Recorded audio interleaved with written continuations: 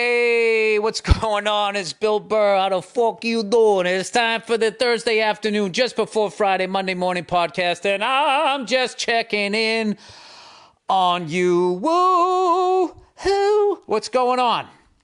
How you doing? How you doing? I am going to be down in Cerritos, California tonight. Where is Cerritos, California? Well, it's just about northeast of Long Beach, California. I love Long Beach. Scream for me, Long Beach. I can never say Long Beach without saying scream for me, Long Beach. Because way back in the day, in the 80s, back when old Freckles had a nice, thick, full head of hair, trying to grow a mullet, but it wouldn't come down. It just went out. It just went out. And once again, you know, I just looked in the mirror and be like, can there be anything about me that's normal? Can I just fit in somewhere? And God was like, no, Bill. You know what it is about you? When I made you, I didn't feel like trying that day. Okay, we all have those days. And I just wasn't into it. You know, I sort of slapped you together. And, you know, at the end of the day, the way I slapped you together, that's how it came out. You know, that's how it came out. But I am going to judge you and all the decisions you made based on the fucking shit job I did making you. That would be the funniest shit ever. I die and then I'm getting judged by God. I'd be like, what the fuck was I supposed to do? You gave me fucking orange hair, you cunt. You know, I couldn't even go out in the goddamn sun. Every time I wore shorts, oh, look how white your legs are. Okay, that eats at a guy. It gets to you after a while. Have a heart. Oh, that's right, you don't, do you? Oh, you have a heart? Really? Is that why you made the devil and Komodo dragons, you fucking lunatic? Whatever. Go ahead. Yeah, oh my God, blame the victim. Yeah, that's what you do. You make it, and then it fucks up, and then you yell at the thing that you made. Okay, I see how that was. This isn't a new scenario for me, pal. That's how I picture it going. All right, the Bruins beat Mammoth last night, or 2 nights ago. Nice, solid goddamn team. I've been enjoying watching them, and they got the Edmonton Oilers tonight. So, you know, this reminds me of way back in the day where the Edmonton Oilers once a year would come to the Boston Garden, and all the hockey players were freaking out because, you know, Wayne Gretzky was coming, and how, like, his blades were blue. The plastic part, it wasn't white like everybody's else. His was, I believe, were blue. And all the hockey players thought like that was like just some fucking like next level. It was basically the Jordan 1s of skates. Anyways, they got him tonight. So I got a bunch of my buddies I gave the heads up to. I was like, Connor McDavid's coming to town, man. You guys are going to get some tickets? You got to get some tickets and head down to the fucking game there. But anyway, what the fuck did I write down here? There's a few things I actually wanted to talk about. I'm not talking about that. Bill, you can't talk about that on a podcast. That's crazy. Yeah, so I've actually... Billy's been around the house lately. Oh, Billy around the house. And I'll tell you this. When I used to be around the house, for more than 2 or 3 days, it would start to drive my poor wife nuts. Because you wouldn't know this, but I'm a lot. Like, I am like legit fucking crazy here. So it's a lot to have me around. But I think that's like a good thing to know that you're a lot. But now that I kind of have more of a calm brain, I'm just sort of like chilling out like around the house. Like, we came to a 4-way stop. And, you know, the 4-way stop really just brings out the worst in people. You're either too docile or just too fucking aggressive. You know, that guy who can't shut it off gets to a 4-way stop and almost T-bones an old lady, you know, coming through there, driving her Chrysler, right? We came to that stop and there was just a guy, you know, I was going to make a left. We were like facing each other and I was going to make a left and I got there first and he started creeping out into the intersection. And I just went like, what the fuck? Like that loud. And then I apologized to my wife because I'm trying not to curse in front of the kids. The kids weren't in the car, but I'm really trying not to do that. Apologized, and then I like fucking was driving away, and Jesus, they're fucking yapping next door. I was driving away, and I was going up the hill, and I was just like breathing, diaphragmatically breathing, then going. And she goes, "Okay, you're breathing a lot. Like, what does that mean?" It's so embarrassing. She's looking at me like I'm a ticking time bomb. And I just said, no, I'm just like, I got a little more upset than I wanted to there. And I'm just sort of breathing this stuff out. And she was like, wow. Which was nice to hear. But then also you're thinking in your head like, wow, man, I'm a really fucked up dude. That she's surprised that I completely didn't lose my mind there. And then I you know what? I get it now. I get it. I'm like that guy that was an addict for all these years and then comes out the other side and realizes how many people he was hurting. That's what I was doing with my anger. So here we go. Billy fucking, nice guy Billy. Nice guy Billy is, I'm looking at it like not drinking. Like where I stopped drinking 8 years ago. I now have not lost my fucking temper. And let's see, 14, 15, 16, 17 days. I don't know. That's probably nothing for you guys, but for me, it's pretty goddamn impressive. By the way, I don't watch the news that much, but someone was mentioning that like right-wing people have been being assholes about that horrible murder that happened, double murder that happened out here. And their excuse is, well, liberals were a dick when the guy in Utah got shot. And you just want to just look at people and be like, like, guys, what are we doing? Like, is everything going to be politicized and just used? You're dividing us. What are we doing? People got murdered straight across the board. It's bad. It's wrong. It's upsetting. Why would you try to politicize either one and go after your own countrymen? I just don't. Can you imagine if they just got rid of the internet? First of all, I don't think kids would know what the fuck to do with themselves. But like if they just got rid of it, like this is not good for anybody, which is why they're going to keep it. And I just think this whole heartless, it's always been a heartless world, but now it's like a connected heartless world, and you can bond with other heartless people and decide who you're going to be friendly to and who you're not going to, even if they're your own countrymen. It's just fucking bananas to me. And like I went out to breakfast this morning with my wife, and it was funny. We were sitting outside, and it was, I don't know, the Santa Ana winds or something. It was really crazy last night, so it was still kind of blowing around where you had to like hold onto your napkin. I go, you want to eat inside? And she goes, well, there's somebody in there talking really loudly. She goes, I thought it would upset you. So she's literally been like navigating my moods this entire time. So I was just like, sweetheart, I don't care anymore. It's probably going to be funny. And we went inside, and it was two people talking at like full volume, so fucking loud. And it was hilarious, the shit that they were saying. This woman at one point, she just goes, and I was just like, look, I'm sorry you're homeless. Okay? Like, don't put that on me. Like, this is what the job pays. Okay? I mean, God, you're just like throwing that on me. It's like these people, it's like, and then the other person goes like, yeah, I mean, I really wish that we could pay these actors enough money that this is the only place they had to work. But, we if I could, I would. And I wanted to dip into that conversation and be like, sir, if you had enough money to pay those actors where they didn't have to work anywhere else, you still wouldn't. You still wouldn't. Because that's how the game is played. You'd still be fucking them. That's what the whole strike was about.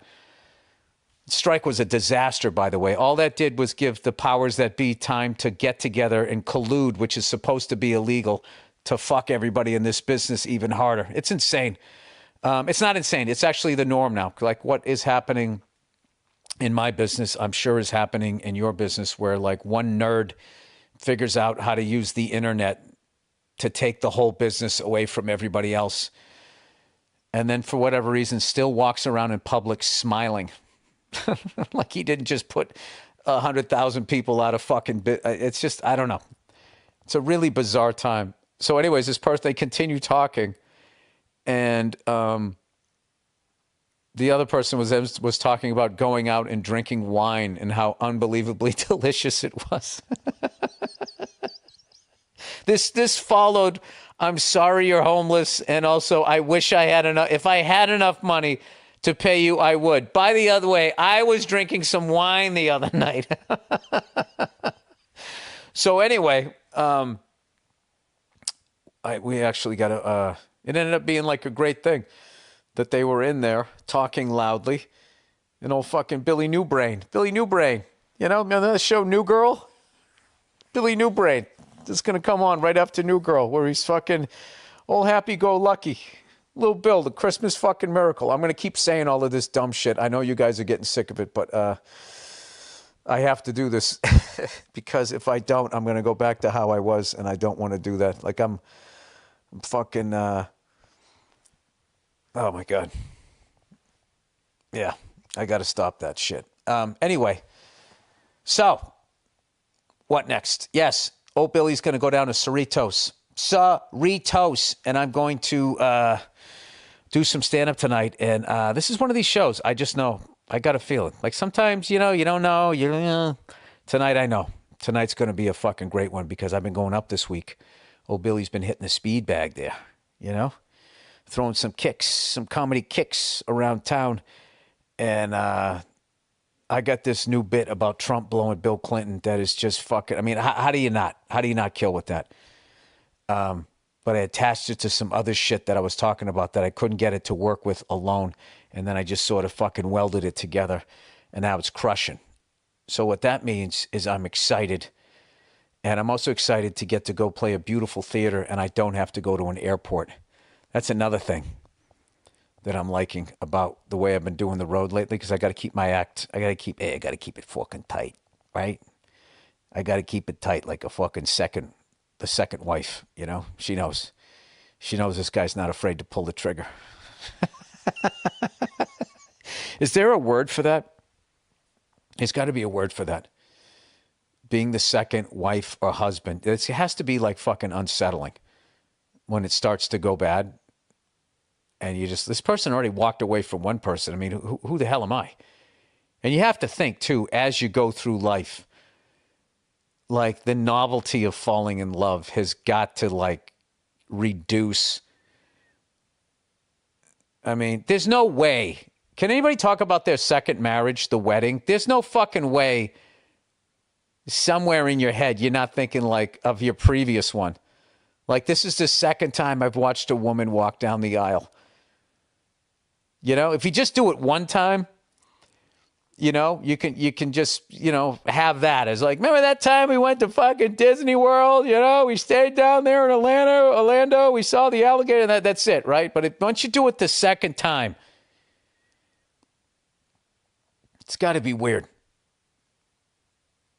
It's got to be weird, you know? First of all, you got to feel put upon. Your friends are put upon. Like, dude, I already did this. I already was your best man. I already got you a gift. I already said what I had to say about you. Like, what are we doing? There should be a rule that you don't get a wedding the second time. You know what I mean? Like, remember at the video stores, like after a while, you know, you rent enough videos, they would punch a fucking card and then you got a video rental for free. I think, like, you punch the wedding card and then that's it. And then if they go and get married again, it's like, all right, man. Good luck. Good luck with that. Yeah, I'm not doing that again. I'm not going to sit here and fucking book hotel, you know. That's another thing, too. If you get married a second time and you actually have the balls to have a destination wedding again, yeah. Those are funny conversations. Dude, we just did this. I'm still paying off the first one. I got to tell you, I don't like this one. Anybody, any divorced and then remarried people listening to this podcast, what was it like the second time? I mean, it's not all bad. I mean, some people made like horrific mistakes the first time, and then the second time they probably, hopefully, are thinking like, oh, this is the way you're supposed to feel. Either walking down the aisle or watching somebody come down the aisle. That is hilarious that she gets to make like the entrance and you're just standing there. They really should have the groom up there like holding her purse. Just the whole dynamic of that is just really like, you ever see like a cornerback and he buys on the play action fake? And then he's like, oh, fuck. And then he's going to run back and the guy's already got 2.5 steps. That's kind of what you start to feel like as you're standing up there. Like, wait a minute. How come it's not bad luck to see me before a wedding? Why am I just standing up here like a fucking jerk off? Anyway, I'm kidding. I had a great wedding. I didn't mind watching my beautiful wife walking down. But like, when you're going through tough spots in your marriage, you do think about that. From fucking day one, I'm fucking waiting for you. I mean, what am I, chopped liver? So anyway, old Billy Hobbies. I'm gonna go fly today. Last night, oh my God, the fucking wind was insane. It was fucking insane. Like I was walking out to my garage to go play some drums, right? Because I'm an 8-year-old. And I go out there and it was fine. No problems. And then I come walking out and it was like a whole different world. Like the palm trees were like a third of the way over and those giant, the husks of them or whatever, those things fall down. They could really fuck you up. So, and also, by the way, people out there who think like LA burns because of God, this is what happens. It rains out here and everything turns green. And for like a month, maybe 6 weeks, it looks like you live in Portland, Oregon. It's gorgeous. But then what happens is these fucking Santa Ana winds come in and it's like a giant hairdryer. And it just dries out all of this new lush stuff that grew during our, 2-3 weeks of rain. And then it dries out. And then that's it. Somebody sits down to vape and then like 10,000 people loses their houses. It's a wild place to live. I will tell you that, which is what is so funny about how people's idea of LA, that it's plastic and phony and simple-minded people and all of this shit. Like this place is a tough place to live. Every bit as tough as living in any, major city, I would think. Like New York City for some reason, I guess because it's so expensive. They always acted like that was like a tough place to live, which it was, but it was also a really fun place to live.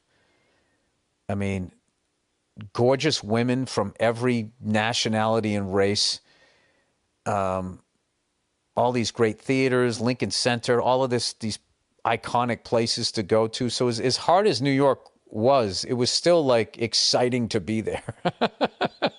It's an exciting place to be broke.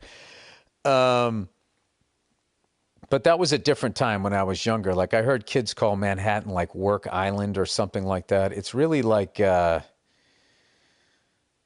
don't know,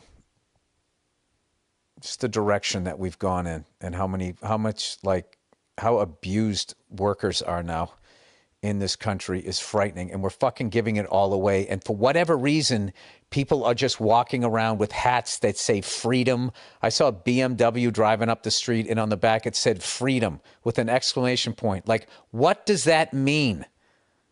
What are you doing to protect it? Like, what the fuck are we doing? All of these freedoms are being taken away, but you're wearing a hat that says freedom, and then you get what? Credit for being patriotic? I don't know. I don't know. I had a buddy of mine thinks the CIA owns Facebook, and they are destabilizing this country the way that they've done it all around the fucking world. And they're finally going to eat their own. And, I got to be honest with you. It makes a lot more sense than just some fucking nerd owns it and we're all so stupid that we're fighting with each other. Because when you're looking at these fucking gruesome murders of this year and the fact that people politicized, I guess, I don't know, was the guy in Utah a political figure? He wasn't running for office, but because he was expressing views that were considered right-wing, that you would somehow celebrate that he got. It's just bizarre to me. Just think of all of those people that were sitting in the crowd and just saw somebody get shot in the neck and die right in front of them. Like the level of trauma that is. Those people didn't do anything. I mean, I don't know. The fact that and it happened in your country and it's your own countrymen, that you could somehow find some sort of joy out of that is as fucking ridiculous as these idiots now who are including our current leader, who is trying to somehow, I don't know, get clicks and likes off the murder of two people. Is just fucking bizarre. It's kind of it's pushed through being upset about it, where it's just kind of how the fuck did we get here? I don't know. I'm saying this shit. What is it going to change? It's unfortunate. All right, let's do some advertising. Terrible segue. All right, here we go. Squarespace. This podcast is sponsored to you, is brought to you by Squarespace. Squarespace is the all-in-one website platform designed to help you stand out and succeed online. You want to succeed online? Do not have a comment section. Whether you're starting out or scaling your business, Squarespace gives you everything you need to claim your domain. Showcase your offerings with a professional website, grow your brand, and get paid all in one place. Squarespace gives you everything you need to offer services and get paid all in one place. Jesus, I feel like I just said that. Is that crazy? From consultations to events and experiences, showcase your offerings with a customizable website designed to attract clients and grow your business. Sorry, got the hiccups. Plus, streamline your workflow with built-in appointment scheduling and email marketing tools. Squarespace makes it easy to showcase your expertise and engage clients with video content on your website. Upload and organize your video. I'm doing this in between hiccups. Create stunning video libraries and even monetize your content by adding a paywall. Perfect for online courses, exclusive tutorials, and premium workshops. Make smarter business decisions with Squarespace's intuitive built-in analytic tools. Analytic tools? You could coach a football team now. Review website traffic, learn where to focus engagement, and track revenue from bookings, invoices, or product sales, all from one place. You getting this, people? It's easy to build. You're going to make a ton of money, and you can do it all in one place. Check out squarespace.com/Burr, B-U-R-R, for a free trial. And when you're ready to launch, use offer code BURR, B-U-R-R, to save 10% off your first purchase of a website or domain. That's squarespace.com/Burr for a free trial. When you're ready to launch, use the offer code BURR to save 10% off your first purchase of a website or domain. Bang! Did it. Fucking did it, dude. So old Billy Yoga Pants. I'm going to get into fucking yoga and Pilates. I'm going full fucking white woman. I got to break it up, dude. Break it up. I keep doing the, I'm doing the same workout I did in 1989. Although I've added a bunch of back stuff, no one did your back, when they went to the gym. It was all just, you did curling tries, you did your trapezes, you did your chest, then you did incline. Everything was the front, and then everybody would get bowed shoulders, and then years later you'd blow out your fucking rotator cuff. But I want to do now that I'm actually realizing how crazy I am and focusing on my mental health, which sounds like such a cliched thing to say. So I'll say it in a different way. Just focusing on not being out of my fucking mind anymore. Being and crazy, angry, fucking projecting lunatic. Fucking lunatic. I understand why I'm like that, but now I have to like undo it. The fucking scenarios that I create in my head because of shit that somebody says something, and then in my head I just go, oh, that it's gonna be like this from 1974 or some shit, and I play out the scenario in my head, and then I walk around talking to myself as if what never happened happened. And I was doing that, and I grew up watching that.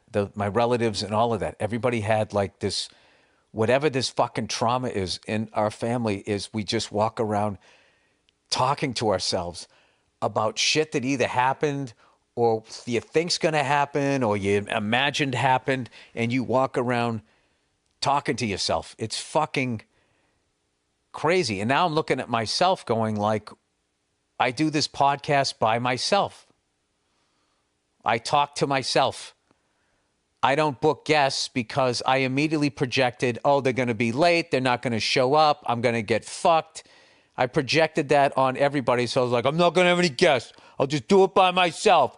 No one can let me down. Nobody can hurt me. This whole fucking podcast is an expression of my my fucking mindset. Stand-up comedian, standing on stage by yourself. I played drums for 30 years by myself before I dawned on my going like, I should probably do this with other people.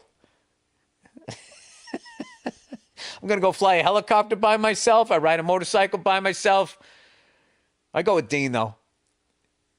I do everything by myself. And somebody earlier sent me this fucking thing that just blew my mind. It said, hyper-independence is a trauma response. I like dropped my phone. I was like, fuck. Is that what I'm doing? Is that why I go to a house party and somehow I end up on the back porch by myself staring off into the trees? I don't know. At least I can laugh about it at this point, I gotta laugh so I don't cry. Anyway, so I only have one, other than this Cerritos gig, I got a gig coming up in Seattle that I built around the Bruins Seattle Kraken game. Because I want to see a game up there, and I got 3 more teams I have to see a home game of: Seattle Kraken, Utah Mammoth, and the Carolina Hurricanes. So I'm knocking those out this year, and then I'll be done. And then that whole thing of why I had to do it. Oh, and there's another thing too. I went to most of those games by myself. I mean, I have like actual print pictures of me in front of so many baseball and football stadiums by myself. It's a stranger holding the camera. And I remember this English woman that I used to see all the time back in the day. I haven't talked to her in a long time. She was married to a buddy of mine who unfortunately passed away. She was saying that I should turn it into a coffee book called Billy No Mates. And she was cracking up. And I kind of understood it. She goes, and then she explained it to me. She goes, that's an actual expression where I come from. Like if you go into a bar, you go into a pub, and you see a guy drinking alone, you say, hey, Roy, look at Billy No Mates down there. So she thinks that. And she was saying that, and I remember I still didn't quite get why it was weird that I went to these games by myself. Like that's really fucking weird, right? I mean, I didn't even try to chat up the people next to me. I learned quickly to not say, oh, I'm a comedian, I'm in town, I was doing a college gig. I do remember going to a Cincinnati Reds game, and it was a day game, and it was cold. It was early in the year, and it's right on the river. And I remember getting fucking hammered with these three guys that were like skipping work. Somehow we started shooting the shit about baseball or whatever. I don't know. There was something about their vibe. I let my guard down. I told them what I was doing. And they asked if I was drinking. I was like, I'll have a beer. I had a beer, and then I bought them around, and then we just started going back and forth. I do remember that, getting absolutely hammered. Occasionally, I would bond with people. I also remember going to a Colorado Rockies game, and this weirdo guy, I had on brand new white sneakers. And he's like, they're brand new sneakers. And he just stepped on them. And I was just like, dude, what the fuck kind of white trash shit is that? And he just did it. And I was just like, this is where, like, when you wish you were like, some fucking Jean-Claude Van Damme guy, and this is where I punch you in the face because you disrespected me and my sneakers. But I was just like, all right, it's him and two other guys, and I'm probably going to lose, definitely going to lose, because they're all going to beat the shit out of me, and I guess he just stepped on my sneakers, and there's nothing I can do about it. And my toe hurts. Well, Billy No Mates. Maybe if you were at a fucking game with somebody else, they wouldn't have taken liberties. All right, that's it. Thank you guys for listening. This is what do we got? We're gonna have a bonus episode of the Thursday afternoon, just before Friday, Monday morning podcast from a Thursday gone by. That is it. That is all. And have a great weekend, you cunts. And I'll talk to you on Monday.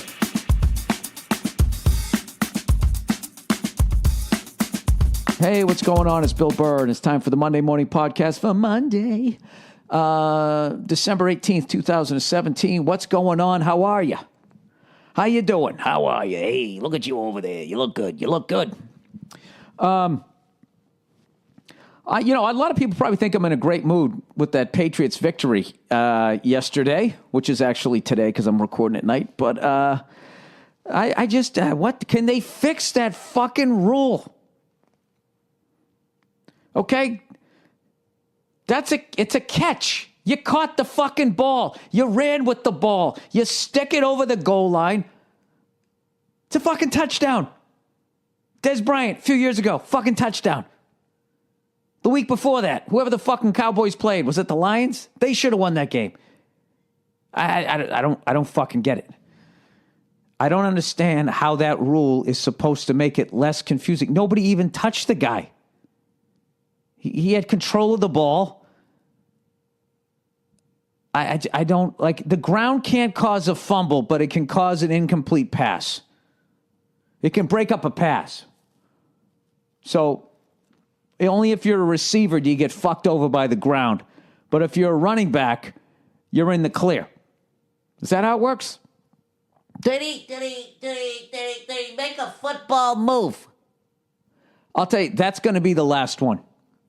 They're going to have to adjust it, that rule during the offseason. They have to fix it because that was for home field advantage throughout the playoffs. That was fucking huge. And it was a fucking amazing game. Amazing fucking game, right? I think we both can agree with that on both sides. And by the way, cunty-ass fucking Steeler fans, remember I'm saying this shit for when the pendulum swings your fucking way. All right?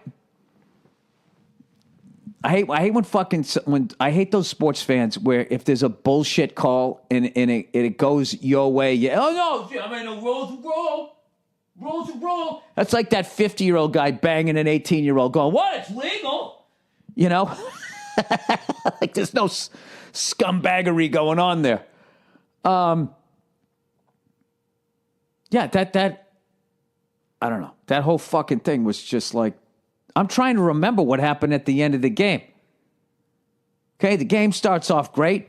I know I'm going to say the guy's fucking name wrong. I've been too fucking busy. But seeing Ryan Shazier, is that how you say Shazier?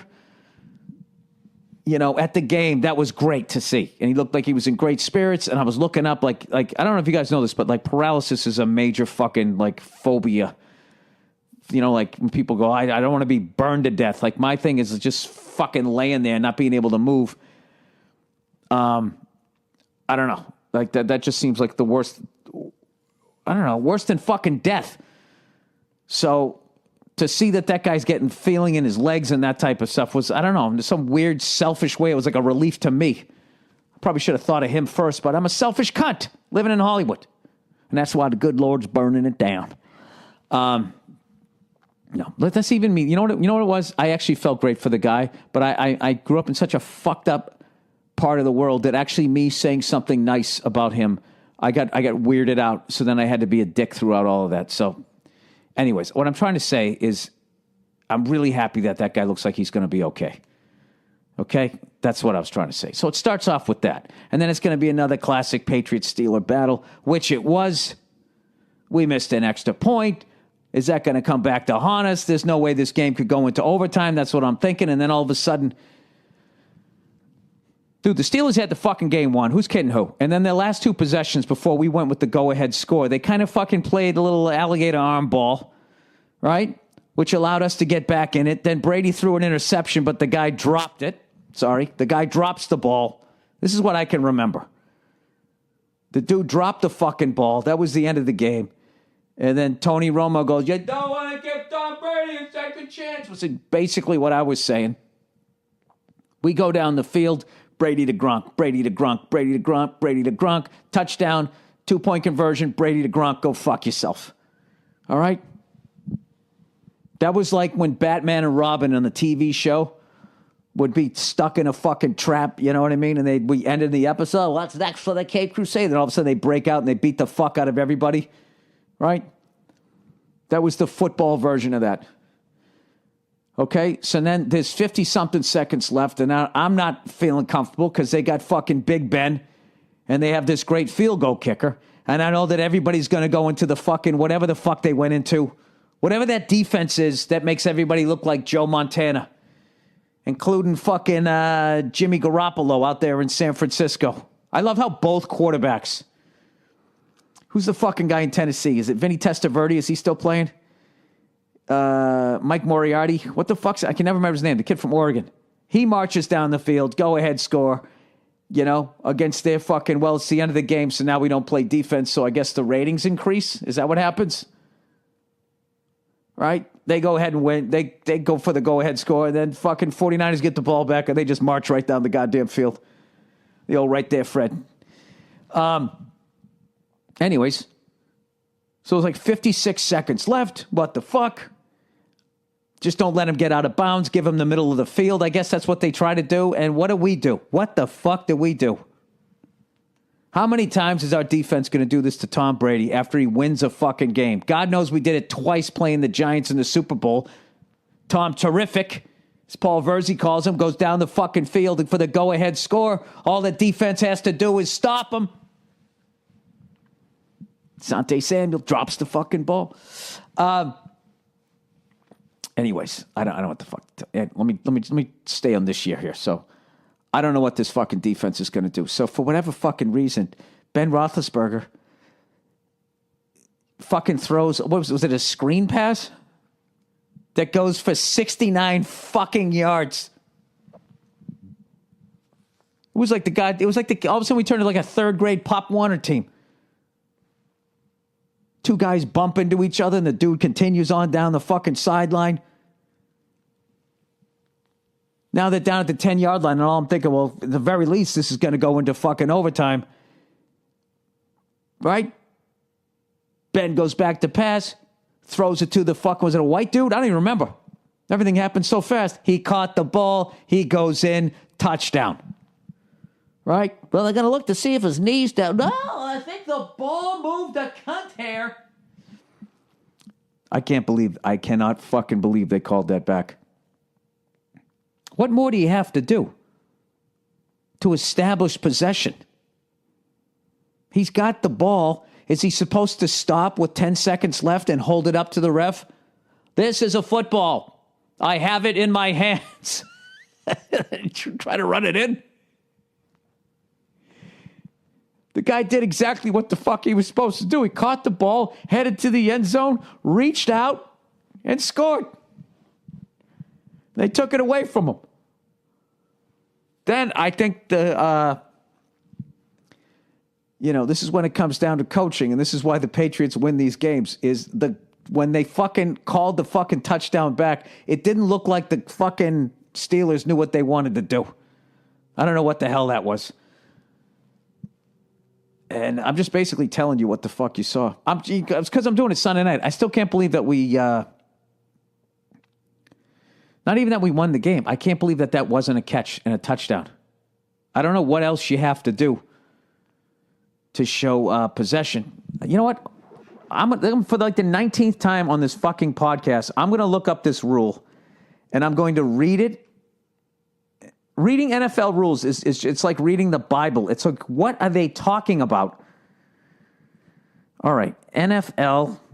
That's why you have a preacher, for all the dummies out. Like I actually, the amount of times I've sat down when I was younger and I tried to read the Bible. It's like, dude, can we update this shit? Can we put it into some language that I can understand? Because it might as well be in Latin. I don't know what anybody's talking about. Just know there's a lot of murder and incest in the beginning. It's just like, I don't want to see the end of this movie. All right, NFL rule.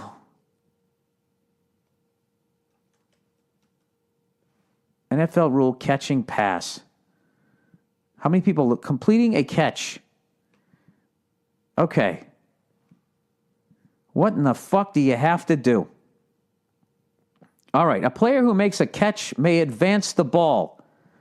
I'm aware of that. A forward pass is complete by the offense or intercepted by the defense if a player who is inbounds, number one, secures control of the ball in his hands or arms prior to the ball touching the ground, which I felt that guy did. See, the thing is, you have to know what they consider securing the ball. I think he was supposed to hold it like an infant.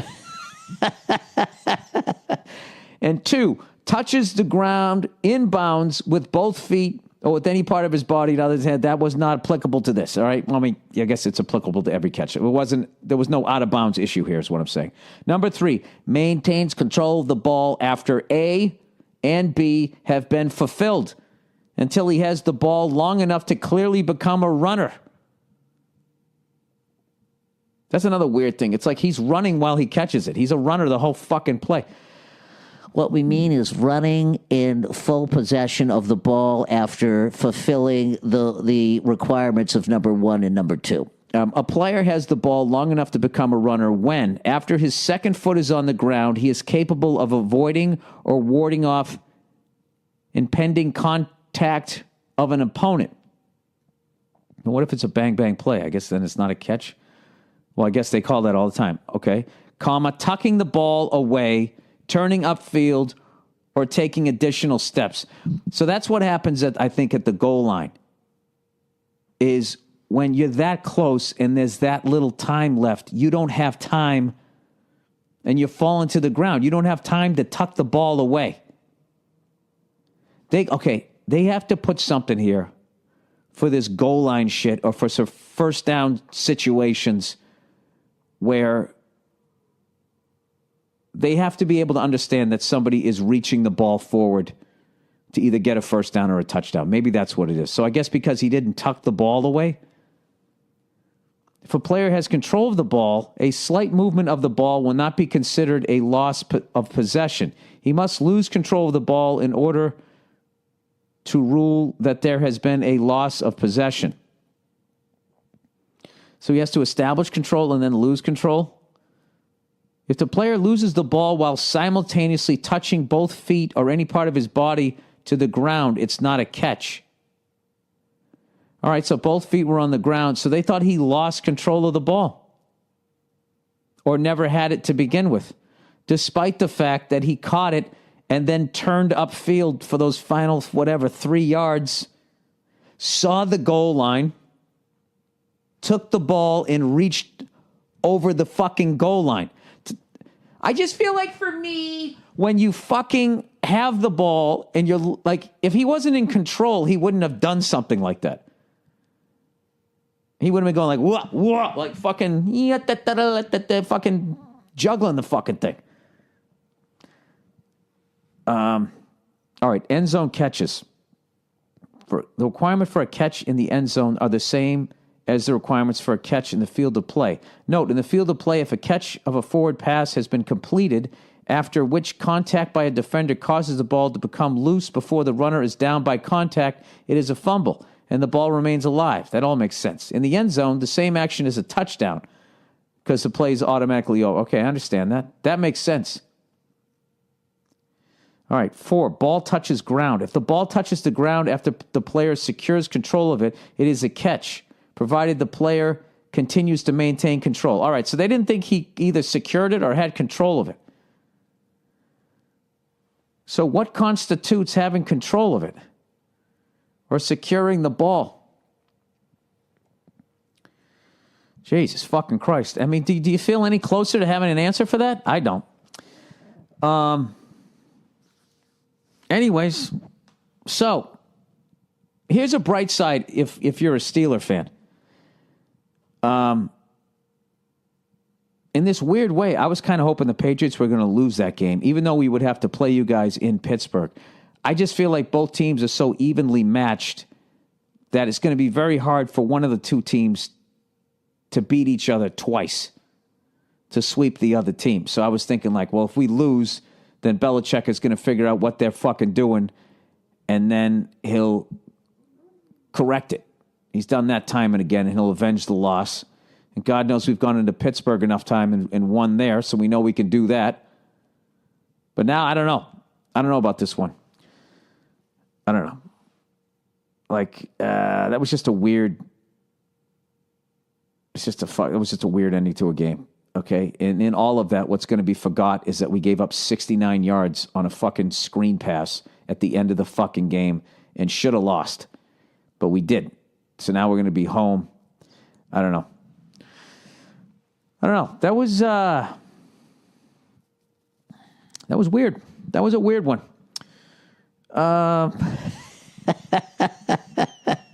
was just a weird one. But thank God in Pittsburgh, they've gone back-to-back with Stanley Cups, okay? So they can fucking, they can stick both those in their ears so they don't have to listen to dad fucking crying in the other room. I don't know what to tell you guys. That was, I don't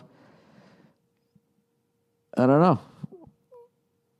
I am now fascinated with this. I am officially, after this is the third time I've seen a team get fucked over on a touchdown or winning the game, I have to figure out what the fuck... When do you, like, tucking the ball away? Like, there's so many times when it's like fourth and a couple of yards where you have to catch and people are coming in. You got to grab it and fucking reach forward to get a first down. I don't know. I have no idea. But it's funny, on Twitter, they were blaming the Patriots. Like, somehow this is our shit. The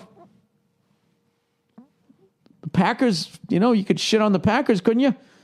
Didn't they benefit from that? Cowboys benefited and got fucked? I don't fucking know. I don't know. Somehow I know it'll somehow go back to Deflategate. Somehow it'll go back to that shit once again. You know what I mean? I swear to God. Anyways, plowing ahead. I just got back from Orlando, Florida, and Fort Lauderdale, Florida. Two of the most fun shows I had this year. Just great crowds. I was down there with Forrest Shaw, and it's great, man. I'm just not drinking, dude. So I'm getting up early. I've been practicing my drums. It's kind of hard to practice drums now when it's just like when we edit, a lot of the times my daughter's up, and then the one window I have to play is like this time at night right now when she goes to go to sleep. So I can't be a douche. So I don't, not playing as much as I would like to play. But I watched two amazing documentaries on Netflix. I was embarrassed by I'll show you. Do you guys know, like, on your Netflix homepage, like, everybody's homepage is different because they sort of watch what you watch. They have like this fucking thing, and then like whatever you're into, you know what I mean? You guys, why am I going to explain to you people how it works? You know how it fucking works. So everybody's is different. So what mine became was everything that I was watching. See, now it's cool again. But what it was before was everything was just fucking drug cartels, behind the scene prison shit. What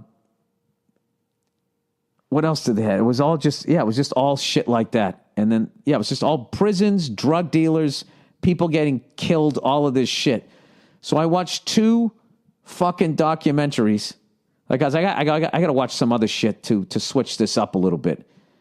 And I watched the John Coltrane documentary. And then I watched one called, I Called Him Morgan, which was about this trumpet player that I'd never heard of before called Lee. Guy's name was Lee Morgan. And I cannot tell you how great a player the guy is. And it's an amazing documentary, really sad too. But since I did that, I watched 2 things with black people in it. I now have a thing, Nat King Cole. They got She's Gotta Have It up here, something about Richard Pryor. But I also got Better Call Saul. You know what I mean? There's a way to do this because you're going to miss all this other cool shit if you just keep going down the rabbit hole watching the same shit. I got a Jimi Hendrix thing. I got the Jerry Seinfeld comedian. I got one of the Star Wars movies, something about Mike Tyson. Right? I think it's funny they got that whole something on Jaco Pastorius. How do you say his fucking name? World War II in color, right? There you go. No more prison shit. This is great. Perfect. Pulp Fiction. I like it now. I was going too far the other direction. Like, oh, this is all this guy wants to see. Because I watched this thing. They were like, before, never seen, behind the scenes in a Russian prison. And they were showing these guys. And as bad as the prison was, what's great about it is if you commit a bad enough crime, you don't have to worry about getting raped. Because they don't leave you alone. They're staring at you 24/7.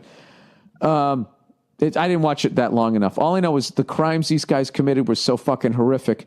And then they cut to the warden, and he goes, I have no sympathy for these people whatsoever. And I was just like, yeah, neither do I.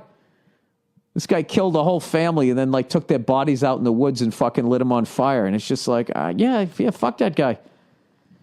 And the guy's sitting there going, you got to be really strong mentally here or you're not going to make it. It's just like, I hope you don't. So I watched 10 minutes of it and I agreed with the warden and I shut it off. And then I just looked at my page at that point and that's all it was. But anyways, I got to tell you that Lee Morgan was a guy, I believe, who did he start out with? I watched so much shit this weekend. The fuck did he start out with? He started out with Thelonious Monk. I can't remember. He played a little bit with John Coltrane, and then he got into with Art Blakey, the Jazz Messengers, and then he went out on his own. But like his playing is just he's one of the guys. You know what I mean? I don't know, like guitar players. There's a bunch of guys that can fucking shred, and then there's the guy that makes your fucking hair stand up on your arm. Like that guy's one of the guys. He's that with the trumpet. The name of the thing is called I Called Him Morgan. I forget what the John Coltrane was, but the Coltrane one was on a whole other level where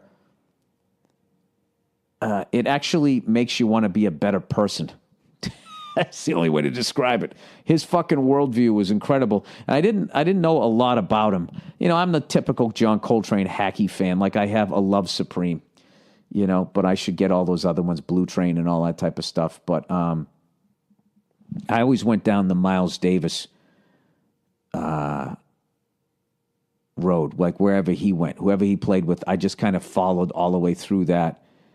And I know Coltrane was with them twice. He got fired one time, and the second time he left. And so then I just followed Miles into his second, was it quartet or quintet? I think quintet. And that's the one with Tony Williams. And then I just stayed with Tony right through Lifetime and all the shit he was doing. And I kind of missed all those other guys. So I'm finally going back and listening to all these guys. And that fucking music is incredible. It's fucking incredible. And the way they shoot it in the black and white when you see the video and stuff, it's unbelievable. And there's this weird thing where you wouldn't think with jazz there's like a danger to it, but there's like a fucking edge to it that is, I I don't know. It's compelling. And I wish they had more documentaries like that on Netflix. So if people know some other streaming service or some shit where I can watch it, because I would watch about anybody from that. And then I ended up finding out like Shelly, is it Shelly Manne or Shelly Maine? He's like a famous jazz drummer, a white dude. And through watching the Coltrane thing, I saw that he played a gig. And he had this Shelly Manne had this place called Shelly Manne's Manhole or Shelly's Manhole or something like that. And I was sitting there going like, I wonder where that was in L.A. because nothing is ever preserved in L.A. And I found out that it's right on Cahuenga, just north of Sunset, right around the corner from Big Wang's, where I used to go there all the time before I was married and watch games and all that shit. And I just was thinking like, Miles Davis, John Coltrane, all these monster fucking players all played live right around the corner for where me and my friends were like 50 years later going, dude, all day. Why the fuck would you run it there? like how much that block dropped off. But a very un-LA thing. I guess there's some sort of commemorative thing to that jazz club in the sidewalk there. Like, not like a star or anything, but I thought that was pretty cool. So anyways, all right. So there's that. Check out both those documentaries if you're into that type of shit. I know I'm all over the map here. A little music, a little sports. Maybe I'm a little, maybe this is a nice little fucking balance here for once. All right. I do have some sad news here, and this really is sad news. I lost another advertiser. Now, if you're a fan of the podcast, you know this shit happens all the fucking time to me. All right? There's people that, you know, they don't quite appreciate my colorful way that I try to sell the products. But these people, they hung in there for a long time, and they finally had enough of me.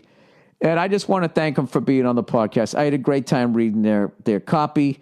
Farewell to Sherry's Berries. Evidently, I finally went too far where I somehow made a Klan reference while reading about chocolate-covered strawberries. I thought it was funny. You know? I was with Harris Stanton, and he, you know, I guess if I was by myself and I made the Klan reference, it would seem weird, but I was in the room with another black guy. Not another black guy, with the black guy, right? With another guy who was black. That's how I was trying to say it, right? So then obviously, doesn't that obviously mean that I'm just fucking around? I don't know. I had a great time reading your shit. You're definitely welcome back anytime. Anytime you'd like to come back, we'd love to have you back. I love reading your copy. Your fucking strawberries are delicious. But I get it. You know what I mean? It's a very sensitive time out there. We have to really be conscious of what we're affiliated with, and God forbid the Grand Dragon starts fucking ordering some goddamn strawberries. I don't know what people in advertising are. You know what their problem is? Is they're trying to please everybody. You know, and if they would just collectively, if they could just grow a dick and some fucking balls and just be happy with selling strawberries or Nature's Box or whatever the fuck it is, your Blue Apron, all these people who fucking walked off this podcast. If you would just focus on all the money that you know. Do you know what I would be like if I tried to make everybody laugh? Yeah, I would have a puppet. I don't know what I would have. I would work totally clean. I would, not saying having a puppet's bad, not saying working clean is bad, but I would stop. What happens is basically you step outside yourself and then you start watching yourself thinking, what do they want? And then the second you do that shit, you're done. All right. So Sherry's Berries, I think you're making a terrible mistake here. You know? But I'm letting you know the door is always open. I'll let you back in. Like a battered wife, in a bad fucking relationship. I'll let you back in, and then you can try to fuck. You know what's funny about these advertisers? They always want to talk to me. And the rule on the podcast is I don't talk to any of them. Okay? I'm not talking to you. This is just some bullshit I do to make people fucking laugh and to promote my gigs. Okay? I'm not going to start having fucking conference calls about chocolate-covered fruit. There's only so many hours in the day, you know? Anyways, happy trails, guys. All right? I'll still order you strawberries. No hard feelings. All right? Okay, Man Crate, everybody. Man Crate. Oh, you know what? These sons of guns, they sent me these sons of bitches. I said sons of guns because I was fucking thinking about, don't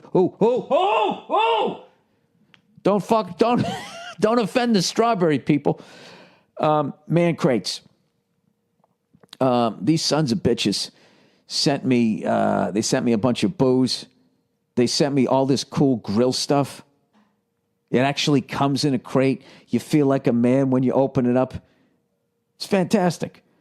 I can't recommend this enough. Now, I'm not saying that I'm not going to make a Klan reference or anything like that when I'm selling this stuff. Oh, look who's here. Look who's here. Was I too loud? No. I text you because I just close the door the whole way. They sold the decorator. I was gonna call her after I put the baby down. You gonna call who? The decorator. Who's the decorator? The bathroom. Oh, all right. Come on in. Come here. I told her I was. Do you know no more Sherry's berries? I know. You burned that bridge. What do you mean? I didn't burn the bridge. The fucking bridge was on fire when they got there. I did the. Oh, you're such a bad boy. I'm not saying it like that. I'm saying like what I meant by that. Get over yourself. You're such an asshole. Why did I marry you? What? Why did I marry you? I always know when you're full of shit. Because you were in love. Nia, what I meant was I was already doing this shit when they got with me. Mm-hmm. Don't try to change me, Sherry's berries. This is right here. Yeah, we get it. You're a dangerous comic. You never know what's gonna come out of your mouth. Ooh, what's he gonna say now? He's so edgy and controversial. I'm not. You are. And I'm you not. Love it. You love it. You love being like the outlier of the whole thing, don't you? You love it. Admit it. No, I just know what I'm doing. Nia, I know what I'm doing. Okay, what are you doing? I'm fucking reading advertising and people don't want to hear it. So you're trying to make it fun for them. So the show doesn't stop. You just keep fucking around. If these fucking dopes who sold shit understood that for 2 seconds, everybody on all these other fucking podcasts, you know what they do? They press fast forward. They blow right through it. Mm-hmm. Okay. It fucking works. Yeah. Yes. Of course. It's a little late for that. Now that you trash me, you dress me down. Yeah. Well, you'll be okay. Oh dear. What are you doing, Nia? We're on the podcast. I can't listen to her crying. I know. She's just. That's the hardest thing, is when you set them down, they're totally fine. They're just crying, and they're trying to get you to pick them up, and you can't fucking do it. Anyways. Sleep training. All right. We ready here? Now that you fucking dressed me down here? Okay, Nate, you know what, Nia? You want me to read this copy straight? Sure. Let's see. Let's see if you can do it. I can totally do it. You want to bet?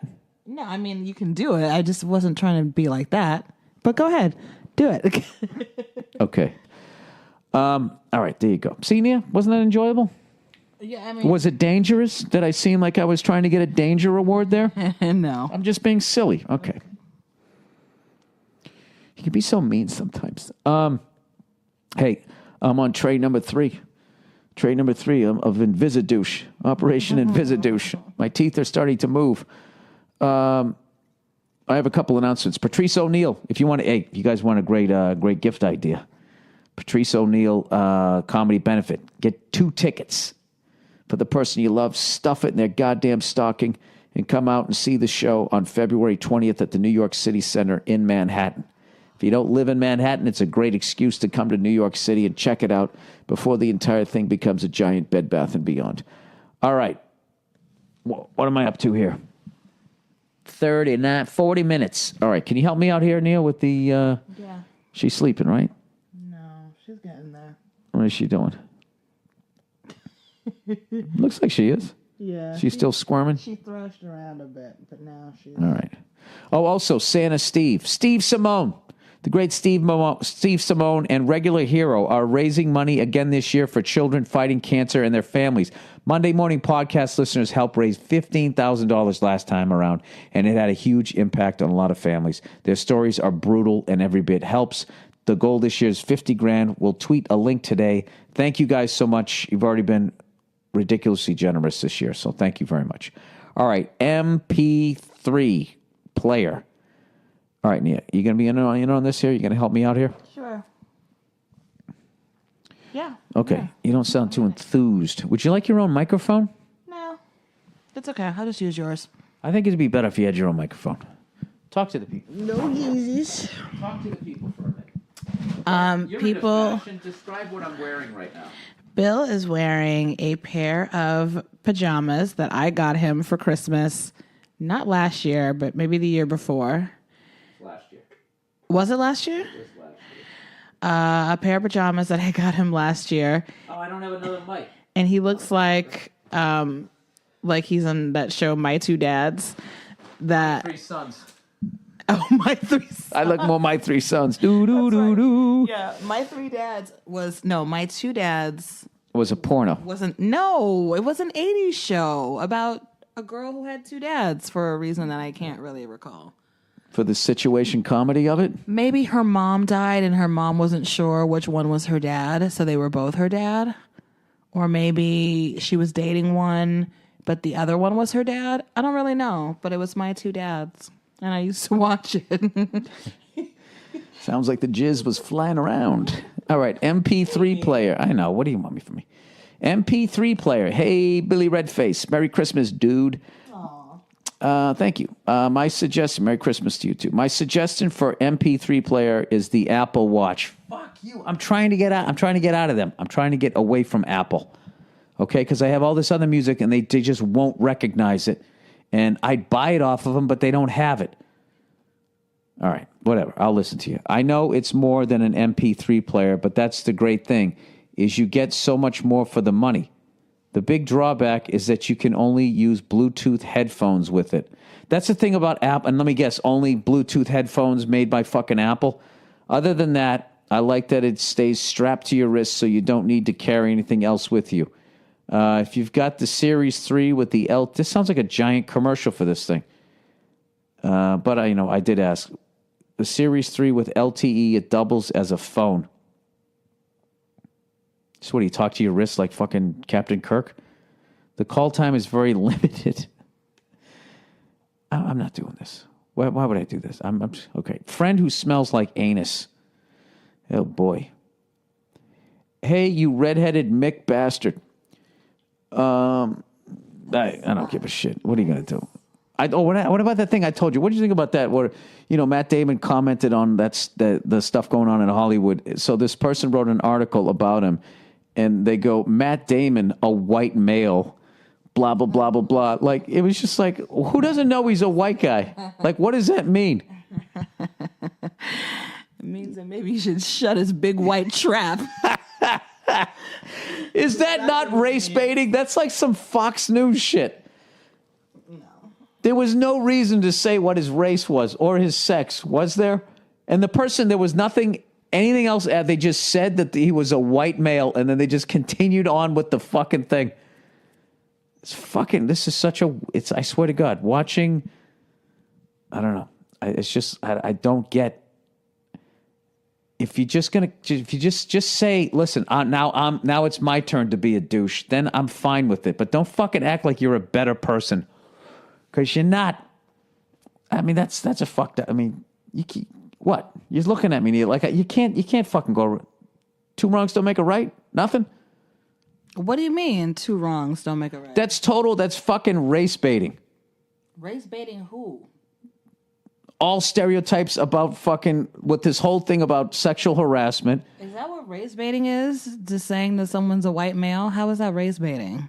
This is so funny. I sound like a black person right now, and you sound like a white person. No. What? All we said was that he was just white. No. I don't understand what you mean. Not race baiting to call somebody what they are, a white male. Oh, you're saying that if this was like Fox News, they'd be This is what they were doing. Tyrell Jackson, a black male, was spotted at the blah, blah, blah, like the way they do that type of shit? I'm saying the reason that they added that detail was because he was commenting on sexual harassment and white guys' positions of power and all of that. So what they were saying in there is they just say white male, so then you can go with all your stereotypes and be like, oh, totally privileged, didn't have to work for shit, in a position of power. He doesn't understand this, like all this negative shit where it was no longer Matt Damon. It was hashtag white male trash. That's what the fucking guy was doing. Or woman, whoever wrote that fucking article. That's what bugged me. Whether you agreed with what he said or not is a completely different thing. But it just was like, what the fuck does that have? Who the fuck doesn't know Matt Damon's a white guy? It's not like he's just some. It's not like they had a fucking picture of him anyways. If he was some complete nobody, I see the picture. It was a giant picture of Matt Damon's white head. And they go, Matt Damon, a white male. You know what they're doing. That's that feminist fucking psycho shit. Feminist psycho shit. That fucking psycho shit, white male trash, all that shit that they're doing. They're literally doing the not saying all of them are doing it, but they're doing that shit where they're fighting this thing that they are literally becoming. Well, Matt Damon should really. No. Keep it out. I'm not talking about what he said. I'm talking about that fucking detail. It was fucking weird. Just throw in there Matt Damon, comma, a white male. Matt Damon, white male. It's like male prostitute. It's like, what? I just remember, what the fuck does that have to do with anything?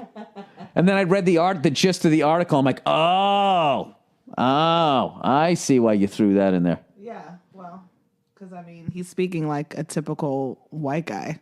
So yeah, it was a little. Wow, look at that. Look at all this getting thrown around. Well, what? Nia, you know how they are. You know how those white guys are. Where you feel like I secretly hate people. No. I'm actually in a way enjoying this shit. Why?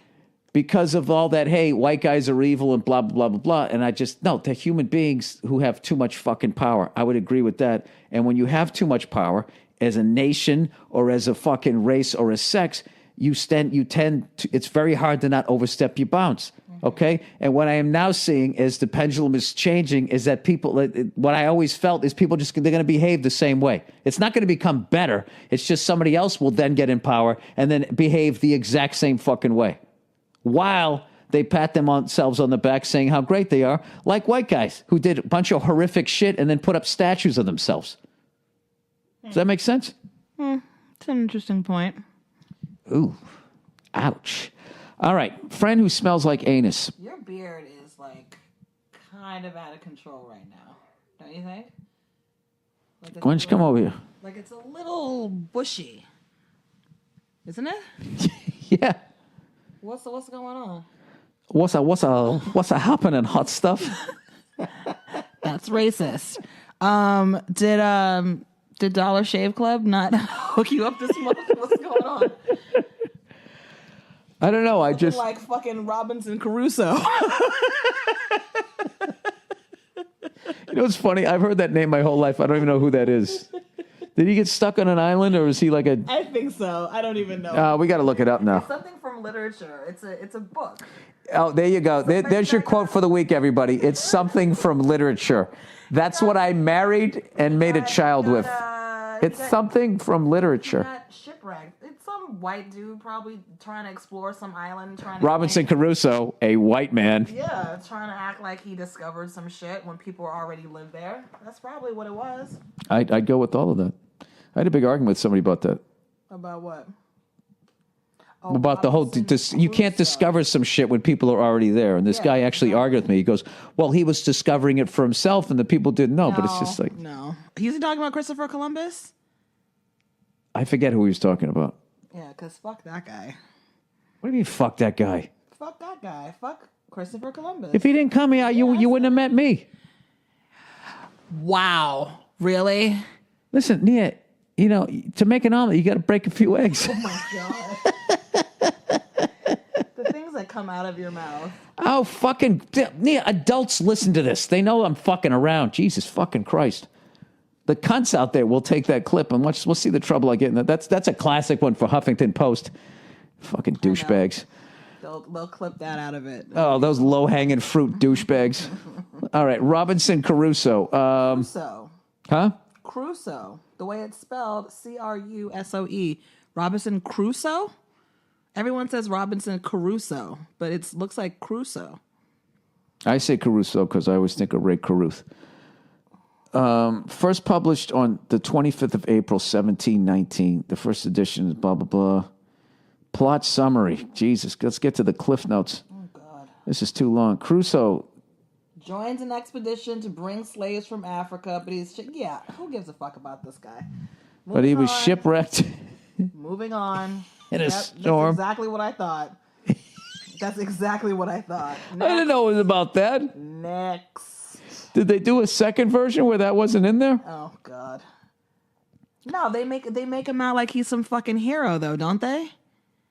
Cannibals, discover native cannibals on an island, kill and eat prisoners. Oh, God. You know what? Yeah, I don't give a shit. As for his arrival there, only he and 3 animals, the captain's dog and 2 cats, survived the shipwreck. Overcoming his despair, he fetches arms, tools, and supplies. So basically, white people read this, ignore the slavery part, and then root for this white guy to come home because they put themselves in their place. What an adventure. Get out of here. All right. How did we get on the subject of that guy? Oh, you said my beard. Right, because I said your beard was too much. All right. Well, the three Musketeers. Robinson Crusoe. Christopher Columbus. Matt Damon. White males. Wasn't white males that really need to shut the fuck up.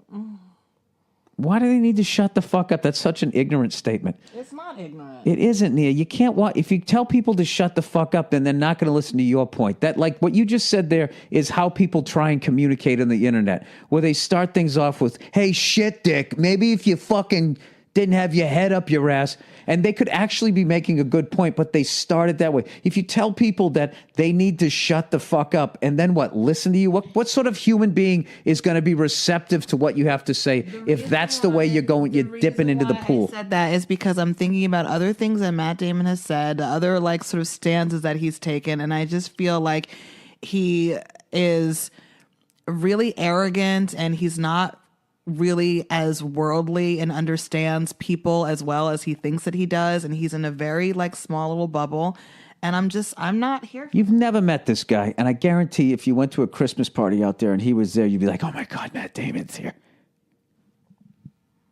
Maybe a couple years ago I would have.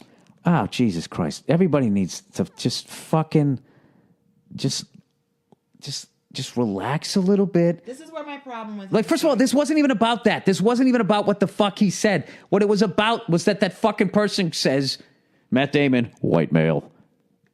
A white male. I'm just saying. That's all I'm talking about. I don't give a fuck about all of that other shit. I'm trying to stay out of that shit. No, you don't. But I'm trying to say but that's a whole other thing having to do with Project Greenlight and the last season and the way he was. All right.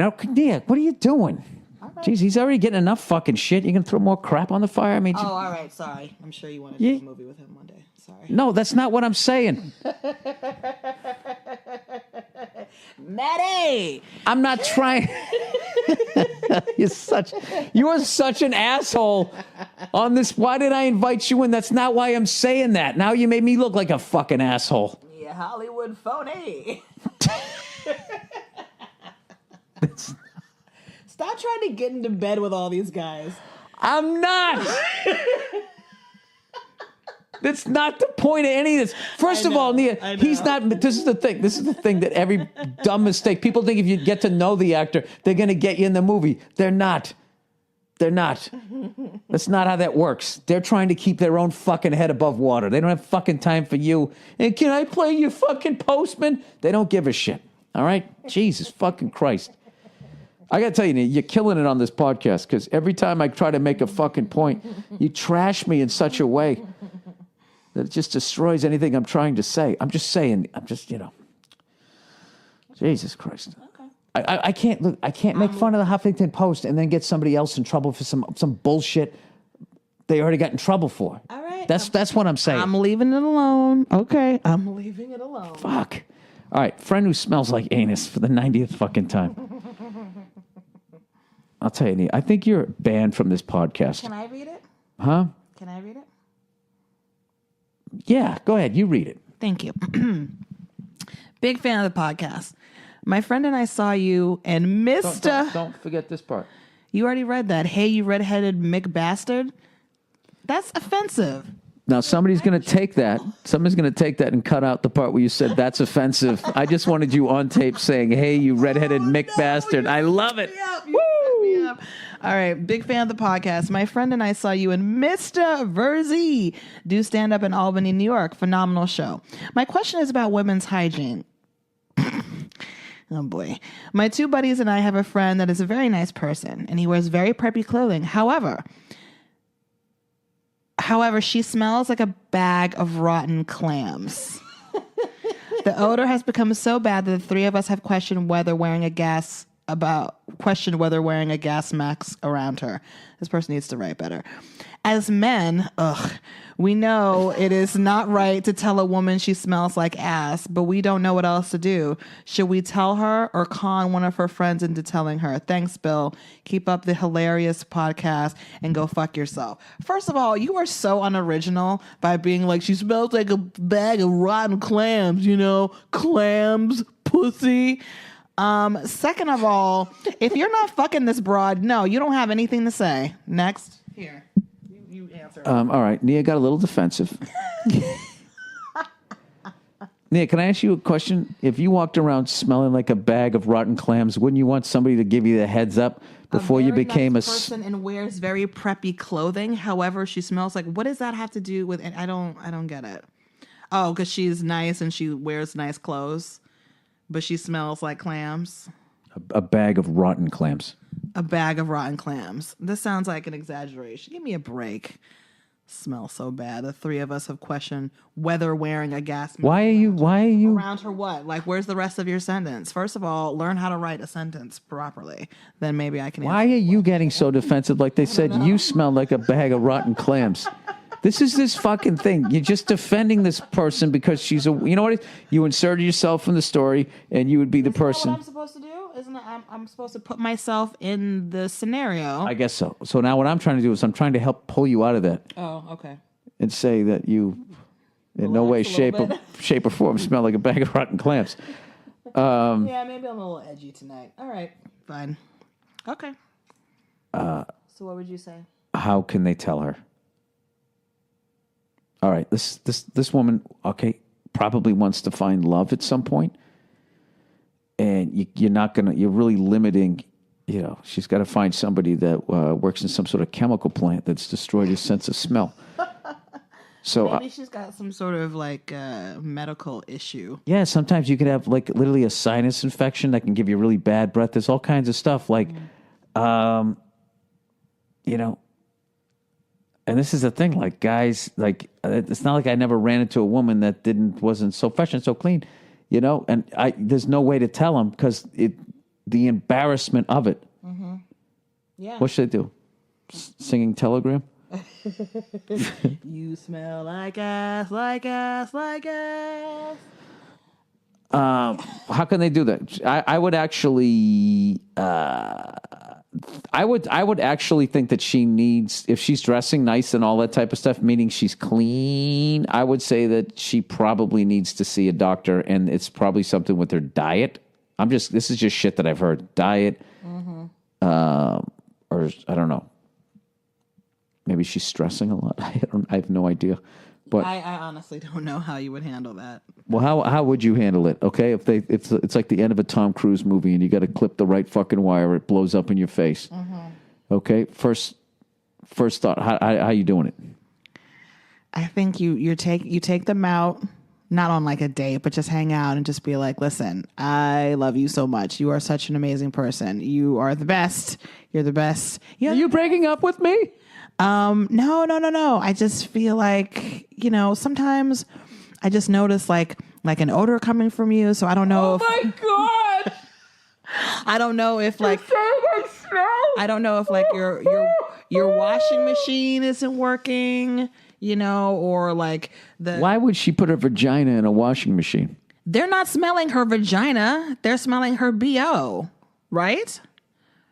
Oh, when I heard clams, I thought the problem was in the basement. Exactly. Exactly. They're talking about her BO, I would assume.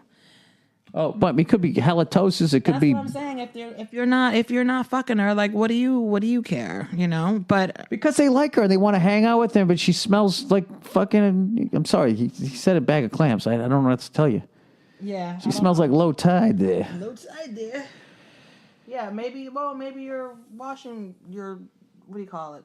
Washing machine isn't working effectively, or you should try a different I know what I would do. detergent. What would you do? I get 2 those spray aerosol cans of like deodorant, and I dress like a cowboy. And I walk into the bar and go, hands up. And when she did, I go, sorry, I got nothing. I don't know. I would try to have, I would talk to a female friend of hers Yeah. and tell her to do it because it'll be less embarrassing. And just say you're just giving her the heads up. You know what? I had a friend, and I still have this friend, and we had someone that we worked with, someone who I'm actually still friends with. And was it a white male? yeah, and he would talk about how my friend's breath stank, and I would always like laugh because he was right. Her breath did stink a lot, and I would always offer her gum, mints. Oh, you want one? You want one? And she would always refuse. So it's like, what can I do? You have to sit her down and say, bitch, your breath stinks. No, Well, sorry. her breath doesn't stink anymore, but at the time, Because probably somebody told her. yeah, probably. All right, dad cheating on mom. Dear Billy Skankles, please do not say my name. Oh, he's got a jokey name. He's got a jokey name. Ha ha ha. Why are you such a drag all of a sudden? One fucking stinky clam thing, and now, come on, man, lighten up. Yeah, sorry, everybody. I should be in a bad mood the way you've been trashing me on this. I invite you onto my show. I already lost Sherry's berries. They're walking out of my life, and then I got to listen to you trashing me. All right. I have been a fan of yours since the year 2000. Remember that bit? Year 2000. How great was that bit? Year 2000. I fucking love that bit. Conan O'Brien Show, everybody. I love hearing your podcast every week. I use it as an escape from my shitty life. I want to ask you for your advice. About a month ago, I started to notice my father would talk to a coworker who happens to be a lady. I didn't think much of it, seeing as how he's been happily married for the past 27 years. I checked my dad's phone the other day. He usually has me fix his phone since he doesn't understand technology. Upon checking his phone, I saw a couple of texts and a picture that they have been sending each other. All right, a couple of texts. I don't know what was in the text, and I don't know what the picture was. He doesn't need to be sending pictures of himself to another woman. Yeah. I don't know what to do. I have looked up this guy for 25 years. Aww. Oh, no. And now I feel crushed seeing the piece of shit he is. Should I confront him and tell him to stop, or else I'll tell my mother? Bill, can you please help me? Thank you, and go fuck yourself from Adolf Stalin. Ooh, just in time for Christmas.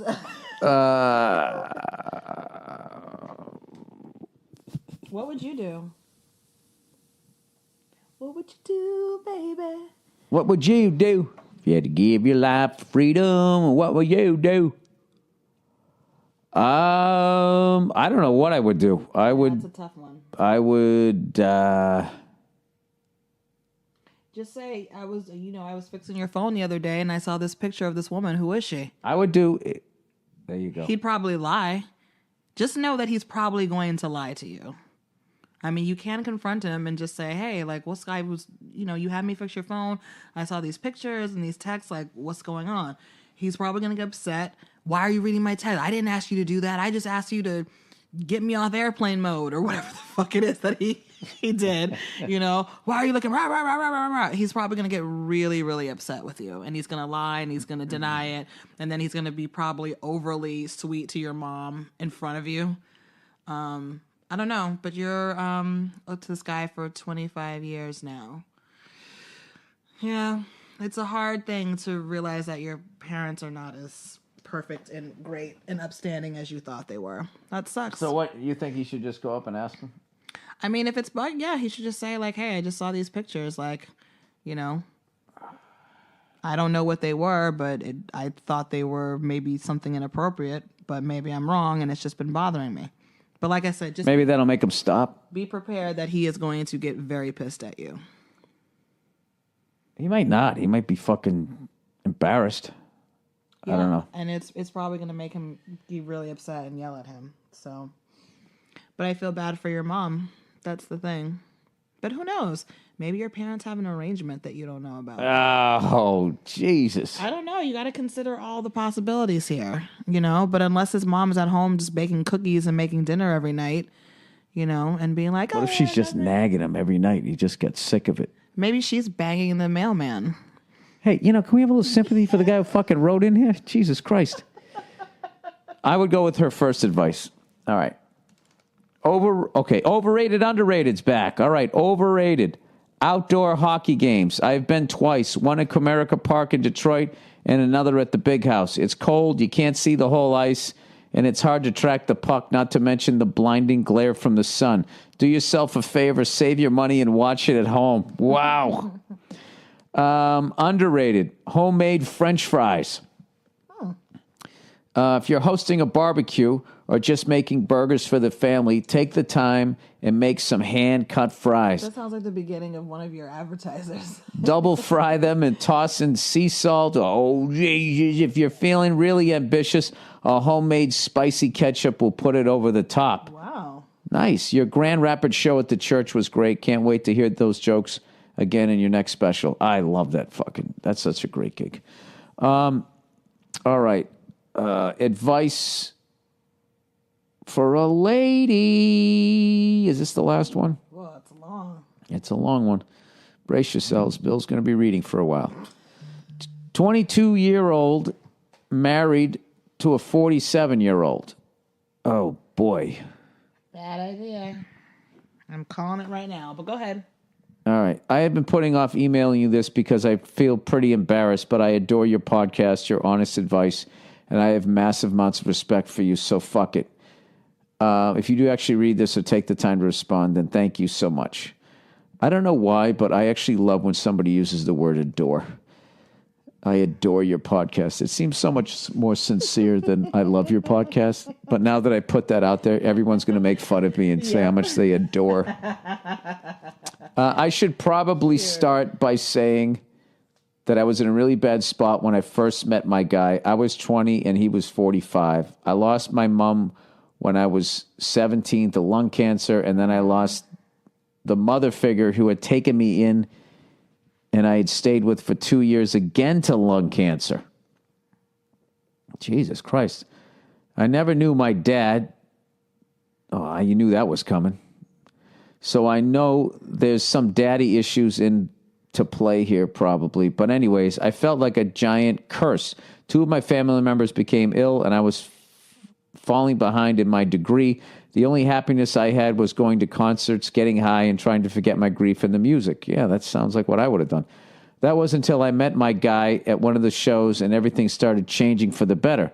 He had the most amazing, confident, positive energy I had ever seen. And I felt so unbelievably happy just by being around him. We started dating. I fell in love hard. And fast forward 9 months later, we got married in Vegas on a trip visiting his family, as he's American. I was drunk. The marriage is not registered in the UK, and my family still doesn't know. Please don't judge me. I would never judge you. I'm a fucking mess.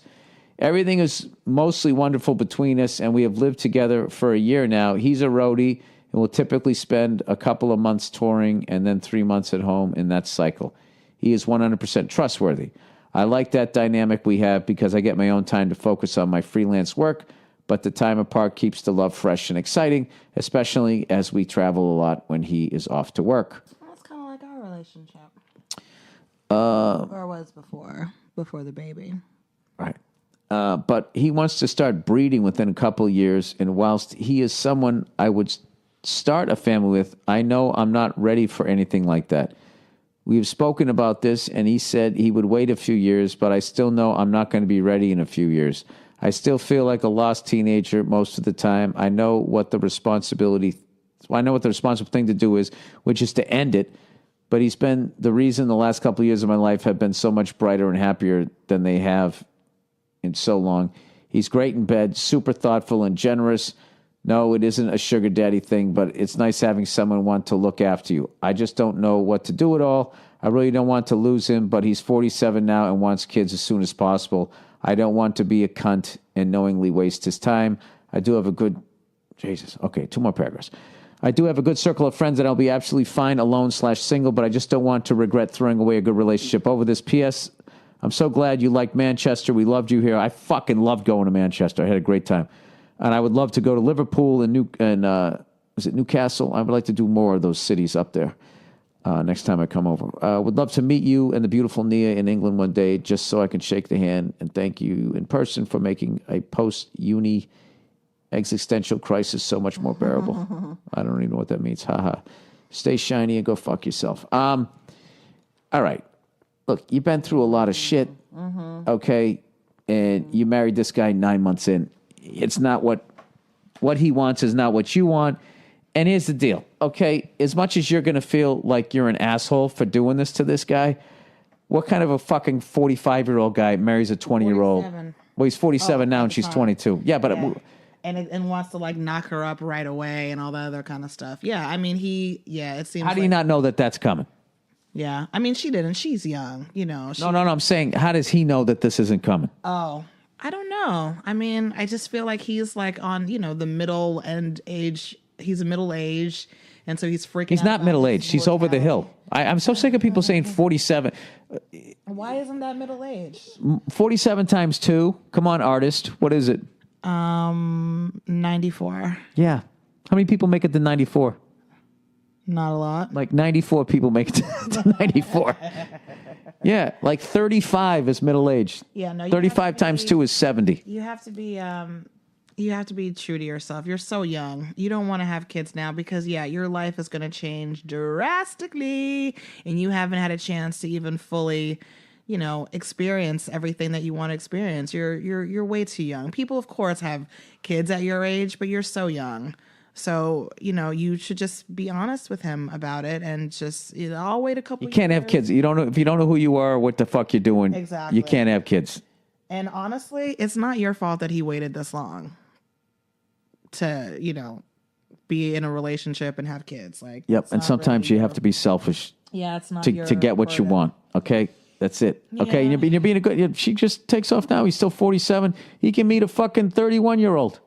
Yeah. That's who he needs. He needs to meet a chick That's the thing. in her 30s who's just sweating it out, going, what the fuck? I need a baby tomorrow. Yeah. I need to trap a man. That's what he's... It's not your fault he's drafting this late in life. He's drafting in the later rounds. That's what's left. You know the trap car? No, what are you talking about? Trap car. Then he's gonna date the female version of that. They got this fucking thing out there called the trap car. Speaking of racist, they drive it in. What? They drive this car, a nice car. They leave it running with the keys on, but they only do it in like non-white neighborhoods. Oh, I've heard of this. Yeah, it's such bullshit. Fuck bullshit. But anyway, don't have a baby just to keep this guy because you'll love your baby and you'll end up hating him. But you'll resent your baby because you didn't get to go to fucking Joshua Tree and eat mushrooms and do whatever the fuck you're supposed to do in your early 20s. What do kids do now in their early 20s? Yeah, you guys are really at completely different stages in your life. And this is why, unfortunately, it's not advisable to marry someone who could literally be your father. So, yeah, with another cold bucket of water. I know. I like this writer. She's sweet, and I don't know. It sucks. You know what I mean? She sounds like she's genuinely in love with him and that doesn't want to break up. But this is a pretty big issue. This isn't a little thing. So by the time you're ready, he's gonna be dead. No, I'm just kidding. He's gonna be, even older. So it's just, I don't know. Yeah. Or you could like adopt a 12-year-old. I think you said what you had to say. I feel like you're overselling it now. I'm done. I'm quiet. You did a great job on the podcast, Nia. Thank you. People feel like it was good. No, they're gonna love you. You trashed me I don't feel 2 like it was a good times. one for me. You gave me like the trashing of the year twice on one fucking podcast. All right. That's cool. I can live with that. I always know when there's something going on with you. I always know there's something going on with you. I don't know what the fuck it is. I hate when you do that. Because I'm always right. Because I'm always right. Me and like, what's going on with you? I'm fine. You're not. You're a fucking mess. You're freaking out about the holidays. I know you are. All right, that's it. That's the podcast. That's the podcast. Ladies and gentlemen, that is the podcast.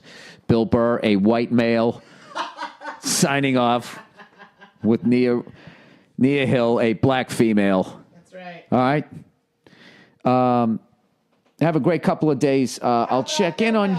Huh? How about them apples? Perfect. You're crushing it. All right. I'll see you.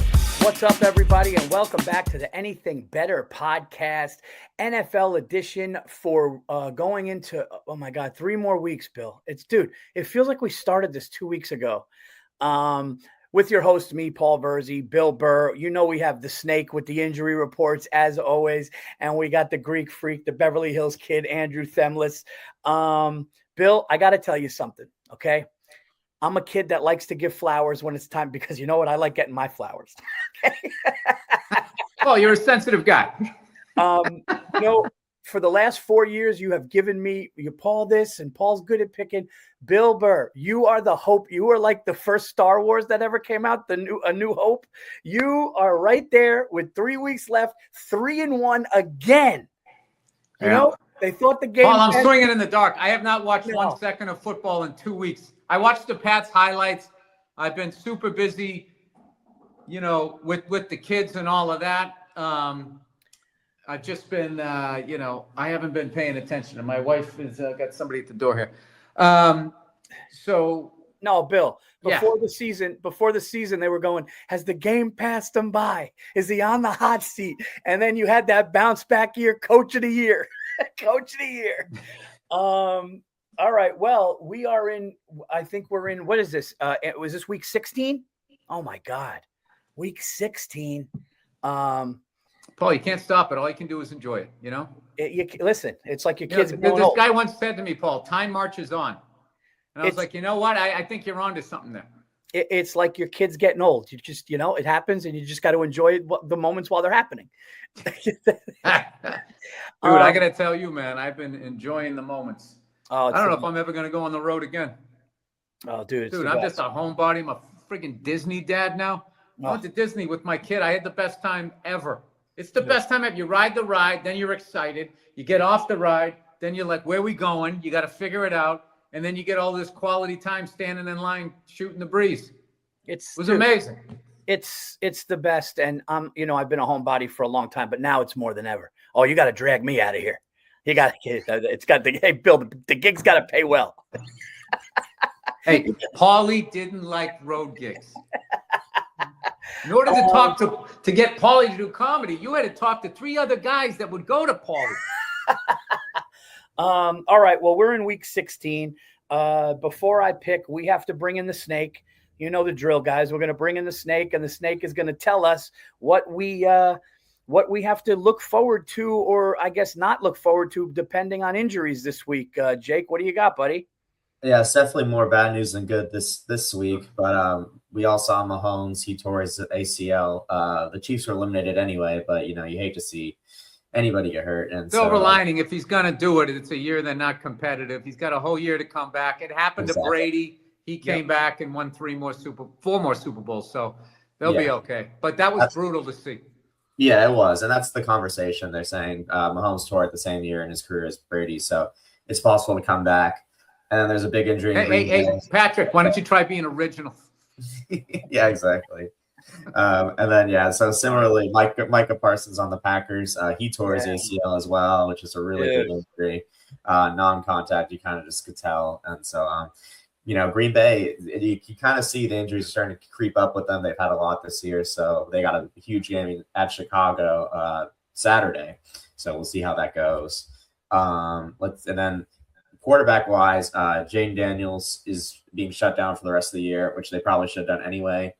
And then the Dolphins are playing the Bengals. Both teams are eliminated from the playoffs, but the Bengals are going to play Burrow, but the Dolphins are not playing Tua. So something to monitor if you're it kind of looks like Tua might be done in Miami, where the coach basically said, like, I think Tua might be done. So, wow. He looked bad too. He has a huge contract would be the only kind of issue there. So they're going to have to figure out if they really want to move on, which I would. Dude, what is going on down there? It was like the coach didn't know what he's doing, and then all of a sudden they win a couple of garbage games. As Florentine was telling me, this isn't mine. He watches the Dolphins every week. They didn't beat anybody big. They beat some bad teams, the friggin' Jets or whatever. And then all of a sudden he's off the hot seat. Now it's on your quarterback. Yeah, I don't get that. Well, I think they won more than a couple, though, dude. They won like 5 out of their last six before I know, but they weren't good teams. Yeah. They were playing like the dregs of the league. I don't know. Who's their biggest win this year against? Maybe, you know what, Paul? Okay. It's not like I'm wrong every week. They beat Buffalo. They beat Buffalo. So that's that's right. I picked that game. But I only picked that game because everyone was saying Buffalo. I'm like, this is where Vegas cleans up.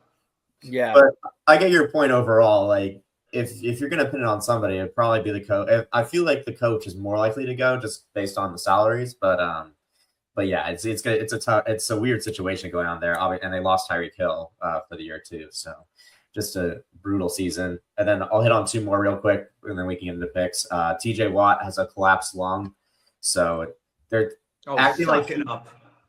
Yes, well, they're acting like he might actually play, which is crazy. But I would imagine that he's not going to. So that's something to monitor. And then the Rams receiver Devontae Adams. I wish you guys watched hockey. If What's you want that? to see people battling back from injuries. Dude, Charlie McAvoy got his friggin' jaw busted. He's not even on solid food and he's back. That's nuts. The guy's drinking smoothies before a friggin' NHL game. That's nuts. And he's back out there for regular season games. I mean, hockey players, it's a badge of honor. Hey, I'm not saying football players, obviously they're tough as hell, but Jesus. Anyway. We got to give credit to the Steelers, dude. The Pittsburgh Steelers and Aaron Rodgers. Dude, Mike Tomlin again is going to have another year. I know that they hate him in Pittsburgh and they'd say he can't win the playoff game.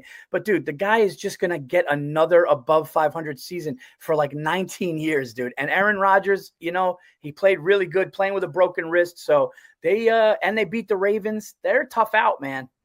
You know? I don't disagree with any of that. All right, like he's had these loaded teams. You know, he's had a lot of kind of mediocre quarterbacks. Aaron Rodgers has been his best quarterback in years. Just to add your point, since Big Ben. Yeah. All right. Well, we're in week 16, which means it's an even week, which means I pick first. And you know, I'm just gonna do a little concede. Can I just do a little concede speech here? Guys, I have been mathematically eliminated from beating the book this year, okay? It's been an unbelievable run. I loved doing it for 4 years. I loved that when I would do road gigs, people would come up to me and go, dude, I follow your picks. You made me money. I am sorry about this year, but make no mistake, everybody. I'm going to look in the camera when I say this. We're going to regroup. We're going to look at tape. I'm going to see what I did wrong, and I will be back next year. Okay, so all we're going to do right now is we are going to root for the snake. We are going to root for Burr. We are going to root for the Greek freak. But I'm going to try to make it respectable these last 3 weeks. Okay, but there you go. I had a good time, and we're going to get back into our winning ways. All right. Hey, even Tom Brady said it's a weird year. This is a weird year. Yeah. Like there really hasn't been any like legit front runner until the last couple of weeks where you're starting to look at like, you know, maybe Seattle, maybe, I don't know, the Rams. I'm trying to think of people out west, like even like the Lions, the Eagles, nobody stepped up. The Bills this week, like what they did in the second half coming to get back against the Patriots, exciting for Bills fans, but they were supposed to be doing that all year. Like, where has this been all year? It's maybe they saved it, which is not a real thing. Why would you save it? But you know, I also think Joe Burrow coming back. How good do they look? I thought that like if he wasn't hurt, they would do something. And I really don't want to be a dick here. I really don't, because I want to say I like Travis Kelce, and I'm not really a Chiefs hater, but I will tell you this: Travis Kelce's season this year. Travis Kelce was a big part of their success. The way he got open in the middle of the field, the yards after the catch. And this year, dude, he didn't seem, you know, catching passes that he kind of, fumbles in the air, interceptions the other way. He looked a little bit out of it. I don't know what he's going to do, but I'm going to be interested to see what the Chiefs do next year. But for my first pick going into week 16, okay, might as well have a fucking chimpanzee throw darts at a wall with my picks, but I'm gonna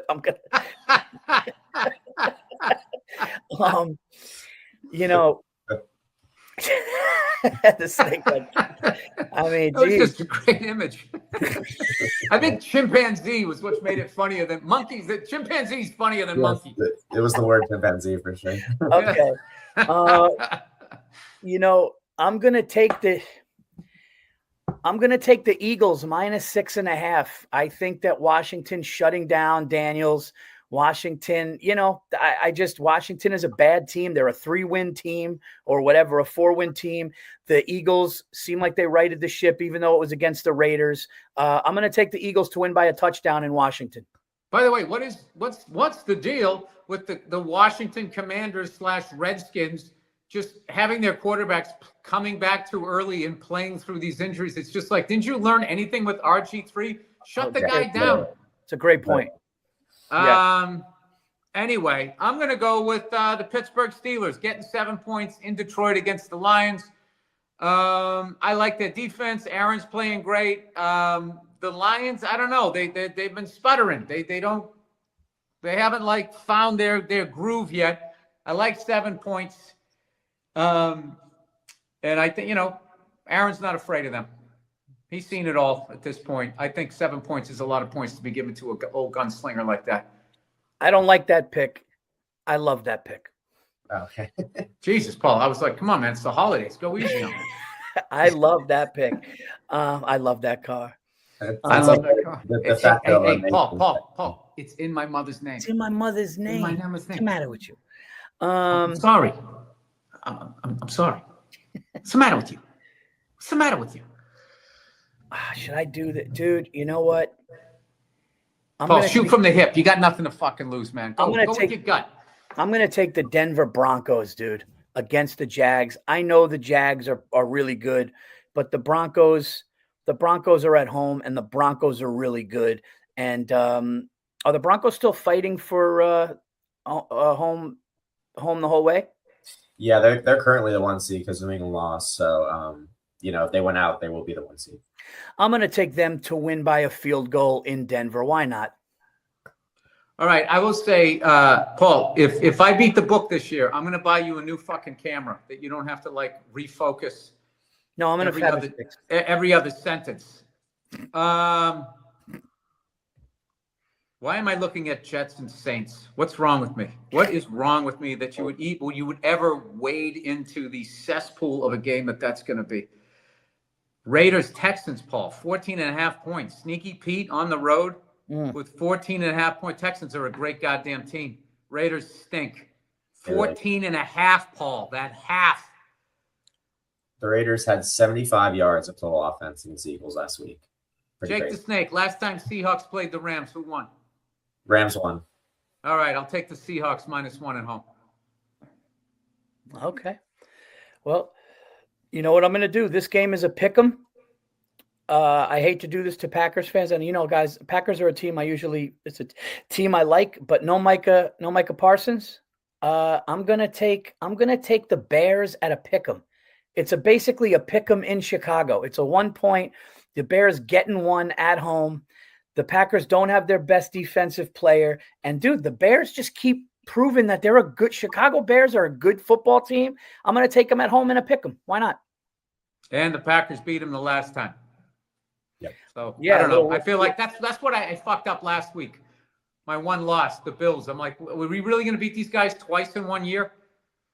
That's why I picked the Bills. Yeah. Yeah, that was looking back now that I know the final score, Jake, I'm going to say I shouldn't have done that. I'll play on up. Oh, wait a minute. This is the Thursday night game I just picked. Yeah, the Rams. Yeah. Yeah, but I say if it's 5.5 or more, division rivalry Thursday game. Thursday game. I really feel like. Okay. All right. Fuck it. It's a pick 'em. All right. I'm really just stammering here. Am I going to really pick the Bills to destroy the Browns? Do I really want to start a game down by 10? Yeah, why not? I feel like maybe the Bills, I think it was a big win for them last week. Maybe they, they puffed their chest out. I don't feel like they have a letdown game against the Browns. I feel like they have another big win, and then they get overconfident. And then what ends up happening, the lake effect snow lost in the playoffs. It's fucking guys, man. They're a hard team to be a fan of because I love the coach. I love the quarterback. The fans have been suffering forever. They still got fucked in 99 on that the fucking guy was in the crease. They called it the whole year. So your heart goes out for Bills fans. But anyway, I think what I'm trying to say is I'm taking the Bills minus 10 going into Cleveland. They're not afraid to play near a lake. They live on that lake, Paul. Cleveland's in bad shape, too. That's a great – They're going one town over, Paul. Yeah, that's a 35-17. Paul, it's a road trip. It's nothing. Sleeping in your same bed that night. You kiss your wife goodbye. You go down there. You kick their ass by at least fucking 11, and you come back. You're not staying in Cleveland. No. Euclid Ave. So you're not touching tonight's game, are you? No, I took Seattle. I took Seattle. You took Seattle. Well, you know what? You've beaten me. You've beaten me on I think we've done 3 head-to-heads, and I think you're 2-1. You know what, Paul? I'm not competing against you. I'm not keeping score. No, I know. Paul, and you know what? I'm available for a hug whenever you need it. I know this has been a tough year with the book. Hey, I need it. It's going to be one of those hugs where when you let go, I still hold on. You know what's funny is you pulling up outside of a convenience store to a Cadillac Seville, and you just give them all the money, and the guy's counting your money, and then I just come in and I just give you the hug. Sorry, Paul. Is anything funnier than the guy that needs a hug? He holds it too long, so the other guy, when he wants to end it, he just pats the back. Yeah. Universal sign. If you don't pick up social signals, if you're in a hug and somebody goes like this, that means wrap it up. Credits are rolling. It's the end of the movie. I'll tell you who never gets that little tap on the back is fucking Jake the Snake. The ladies can't keep their arms. That's all they want to do is wrap them around him. Oh, he gets a tap. It's just not on the back. Right, Jakey? All right. I'll Jake, go ahead. I like you growing out the hair. You really starting to look like Mac Davis in North Dallas 40. I like everything about it. Thank you. Yeah, it's definitely longer. The back is it's starting to get down to here, so we'll see. There you go. I'll go ahead. Jake, save some for us. That's all I'm saying. You know? I'm going to go head to head. I'll take the Rams getting 1 tonight. You know what? I'll watch the game, see what happens. Matthew there you go. They're great. It's going to be a fun game. I don't have a problem with that. Jake the Snake, 49ers against the Colts Monday night. How are the 49ers looking health-wise? They got everybody back. They got their quarterback back. Both. Yeah, they got. I mean, their defense had has their main guys out, but they're playing well, and McCaffrey's out there and Purdy's out there. Their offense is fully healthy. So that you know what? I'm going to take Phillip Rivers again to cover the spread. I'm not saying he's winning these fucking games, but I don't give a shit. I don't know why. You just want to. You know what? I'm off the road. I'm relaxed. Yeah. I got a sweater on. I'm going with Phillip Rivers. I like it. Old guy rooting for an old guy. I have one more pick, Andrew? You had Rams, Bears, and you took Phillip. So you have one more. No. Yeah, you got 4. You got Rams, Eagles. I want to go. Broncos. I want to talk to some retired field goal kicker and just amp them up. Be like, dude, you were kicking during the dead ball era. Yeah. They got these floaties out there, man. What the? All your experience, all those 3, 2, 1 shots that it's basketball. Fucking clock doesn't count down on a field goal, does it? Whatever. If Phillip Rivers can come back and play quarterback, that's what Brady throw it around the yard. You can't come out there. You can't come out there and kick one of those floaties 50 yards. Yeah, it's all in practice. You hit 570 yards. 70 yards. Yeah. What were they kicking, Paul? Fucking it's a beach ball. The radio-controlled beach ball. It really is ridiculous, man. Like a 70-yarder is in play for the Cowboys. I mean, it didn't help their season, but it's nuts. Paul, if everything that's going on in the world right now, the one thing that really is just getting me going is that a 70-yarder is on the board. All It's right. called having your priorities straight. All right. So, Bill, the Monday night special tonight is the Colts and 49ers. Yeah, fuck my bet, dude. Say what. No, what let's you go. want to do. No, you let's want go to 49ers money line so we win like fucking $2? No, let's go. Let's go Colts. Let's go Rivers to throw. One. I was gonna say you have to have Rivers to throw on, just for fun. Rivers to throw one is what we're rooting for. Rivers to throw one. Colts getting the points, and Jonathan Taylor's to get a touchdown. All right. If I was Phillip Rivers' agent, I would have called up Grecian Formula, and I would have said we got to do a one-off, and he should do like you have the commercial like right after he throws the touchdown. It's Phillip Rivers for Grecian Formula, and he's taking all the white out of his beard, getting ready for the game, and all the players are coming in talking to him like he's their dad. Oh, dude, how great is the Hey, Dad, can you come out? Can you come out and throw the football around? Oh, sure, son. He's just dude, how great is the name Old Man Rivers? I mean, that's fucking incredible. Yeah. I mean, there's nothing better, dude. There's nothing better than somebody who is retired and they come back and they actually have a couple of good games. I mean, come on. Dude. You know what it is, Paul? It gives us all hope. And they were right there against Seattle. Yeah, he did. Dude, my wife was watching the highlights and she goes, "Is that Phillip Rivers?" And she goes, "Oh, man." And she goes, "That's awesome." And then she just goes, "He looks kind of heavy." And I'm like, "Yeah, he's been fucking sitting." And she was like, "That's great." How about how great was his line? "How much do you weigh?" He goes, "I don't know, more than I did when I stopped." Oh, no, but the first time they asked him, he goes, "Right now?" He goes, "Oh, I have no idea." And they just bursted out laughing. I do feel bad for him because he was in the class of Eli and Roethlisberger, and both have 2. And he didn't get one. And he had great years, dude. He had LaDainian Tomlinson. He had great years with the Chargers, man. And I wish he would have got one because he does have that nice fast release. He was a good quarterback, man. He was. Dude, it's luck of the draw. You got to have the players, the coach, the GM, and the ownership. You got to have all of that. And then you play in the same conference as, Big Ben, Brady, and Peyton Manning, Ray Lewis, all those years. Yeah, and all the sports writers do is blame the quarterback. Yeah, our front office let him down big time.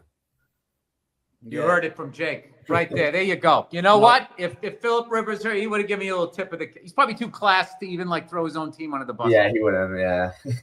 Yeah, But there was some things that happened. Well, how about unnecessary roughness after you stop the Patriots on 4th down to give us a first down and then you lose the game? I mean, there was just it wasn't.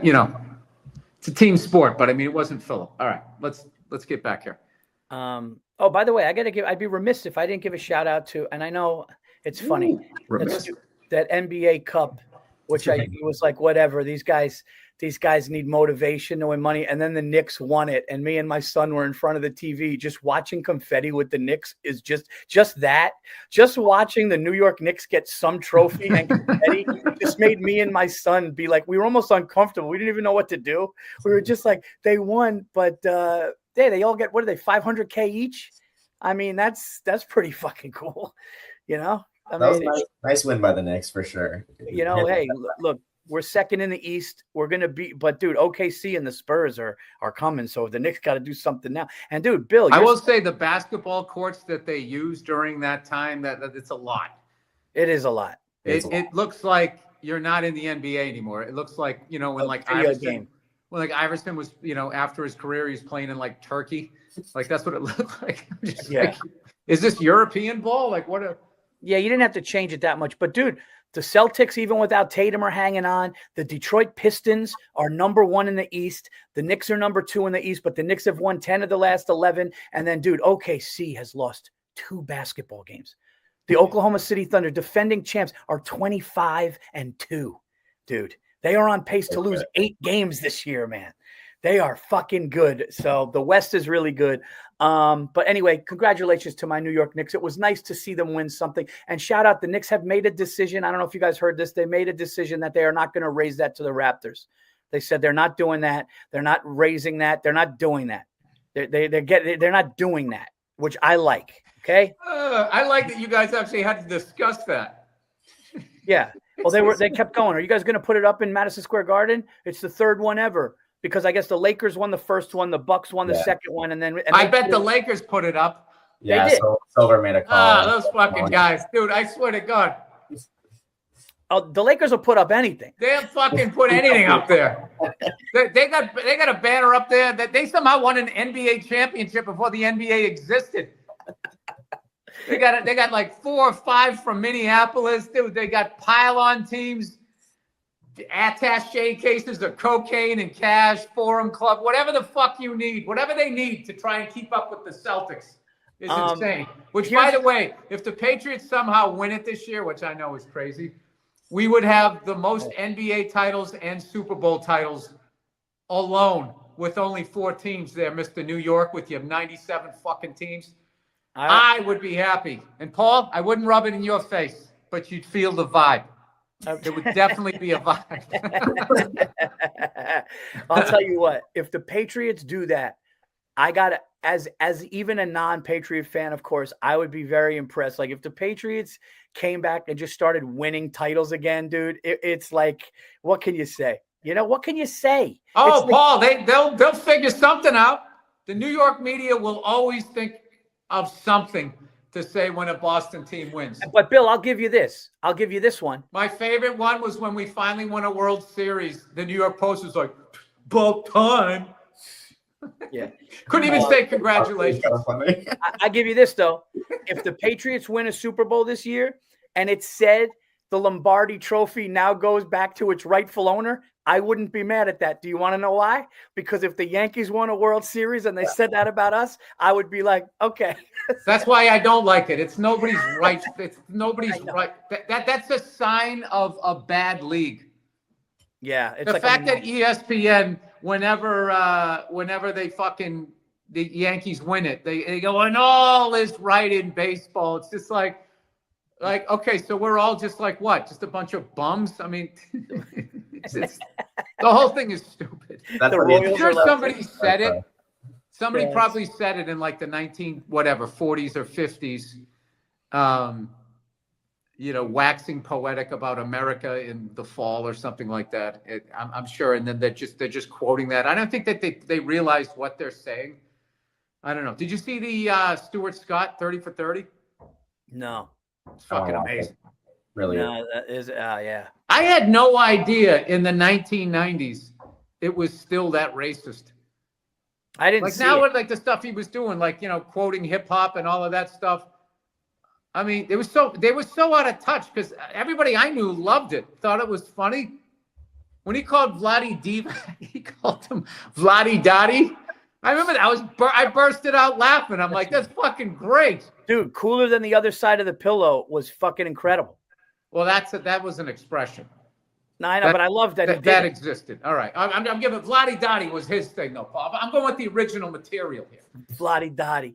Vladdy Dottie. I bursted out laughing. And then there was, I guess, a bunch of people there. A bunch of white people in Connecticut, Paul. Can you imagine? Yeah, that was really fascinating. Dude, they were like talking about the way he dressed, that he was dressed in too black and all of this shit. It's like, you realize most of these sports are dominated by black athletes, and the white people watching it don't have a problem. Why would I then need this guy to go on camera with a blue blazer?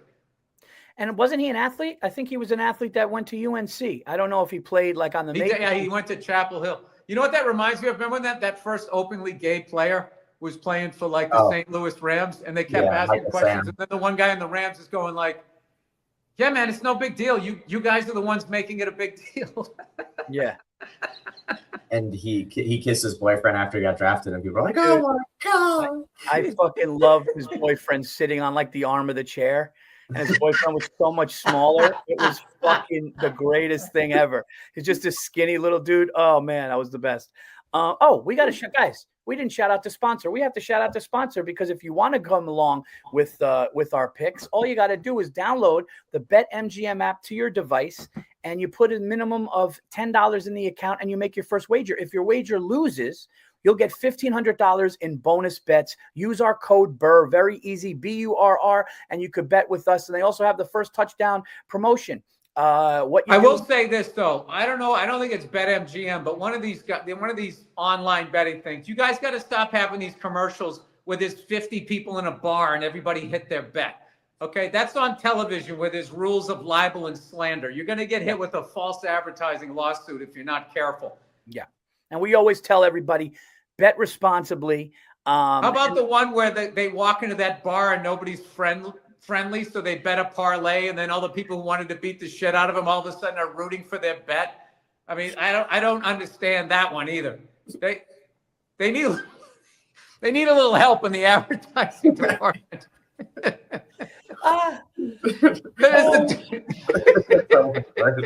You know what? We can hang out and have a beer together. That's all right. They got a parlay. I was gonna kill him and his whole family, but you know what? Oh, he bet the late game. The bartender calls up that one athlete. He's just listening to him. No, like it's ridiculous. Yeah. It's ridiculous. It's an SNL sketch waiting to happen. And if they keep going that far in that direction, I feel like some sketch show is going to show the real bar of 50 people with bets on the game. Anyway. And also, guys, BetMGM has the first touchdown promotion. You pick any player in any NFL game to get the first touchdown, and you win. If you don't, but that player, in fact, gets the second touchdown, you get your stake back in cash. Bet responsibly. There you go. Our Monday night special is going to be the Indianapolis Colts getting 6.5, Old Man Rivers to throw one, and Jonathan Taylor to run one in. That's going to be a fun one. We're rooting for the old man on Monday night. I like that. That's fun. Yeah, it's the holidays, Paul. It's the holidays. Philip, I mean, if you don't have a heart this time of year, Paul, well, when will you? That's right. And there you go. You guys have our picks. Bet responsibly. We will be back next week. All right, 2 movies I'm going to go see this week. What's that? Song Sung Blue, the Neil Diamond story. Hugh what's his name? Hugh Jackman. Yeah, that's a great. Take a gummy. I was going to say take a gun. Paul, I swear to God, I love a music biopic. Oh yeah. They could do Engelbert Humperdinck. The fucking I would sit there and watch. Like, you're on a plane. It's a music. I don't give a fuck who it is.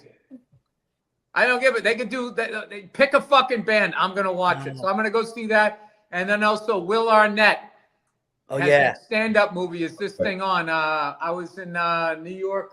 I guess early. God, that came out quick. Earlier this year, and he was going down the cellar with Bradley Cooper, who directed it. Bradley Cooper, great actor, great director, and all that shit. But I'll tell you something. His finest achievement is that fucking cheesesteak right across from Thompson Square Park. My God.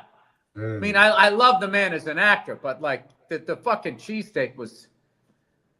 You got to get it. Is all I'm saying. It's something in Coops. I forget the name of the place. I looked at it and I couldn't. I can't wait to go down there and get it. And I'm also going to go to Philly, and I want to go to Skinny Joey's, and I want to go to Angelo's. I want to try them all, dude, because I'm a sucker for a good food. Paul, at our age, you bring your wife, you split it. That's the move. Yeah. No, I can't eat a whole one. You can't eat a whole one. You fall asleep on the ride home. The car goes right in the ravine, and then where are you?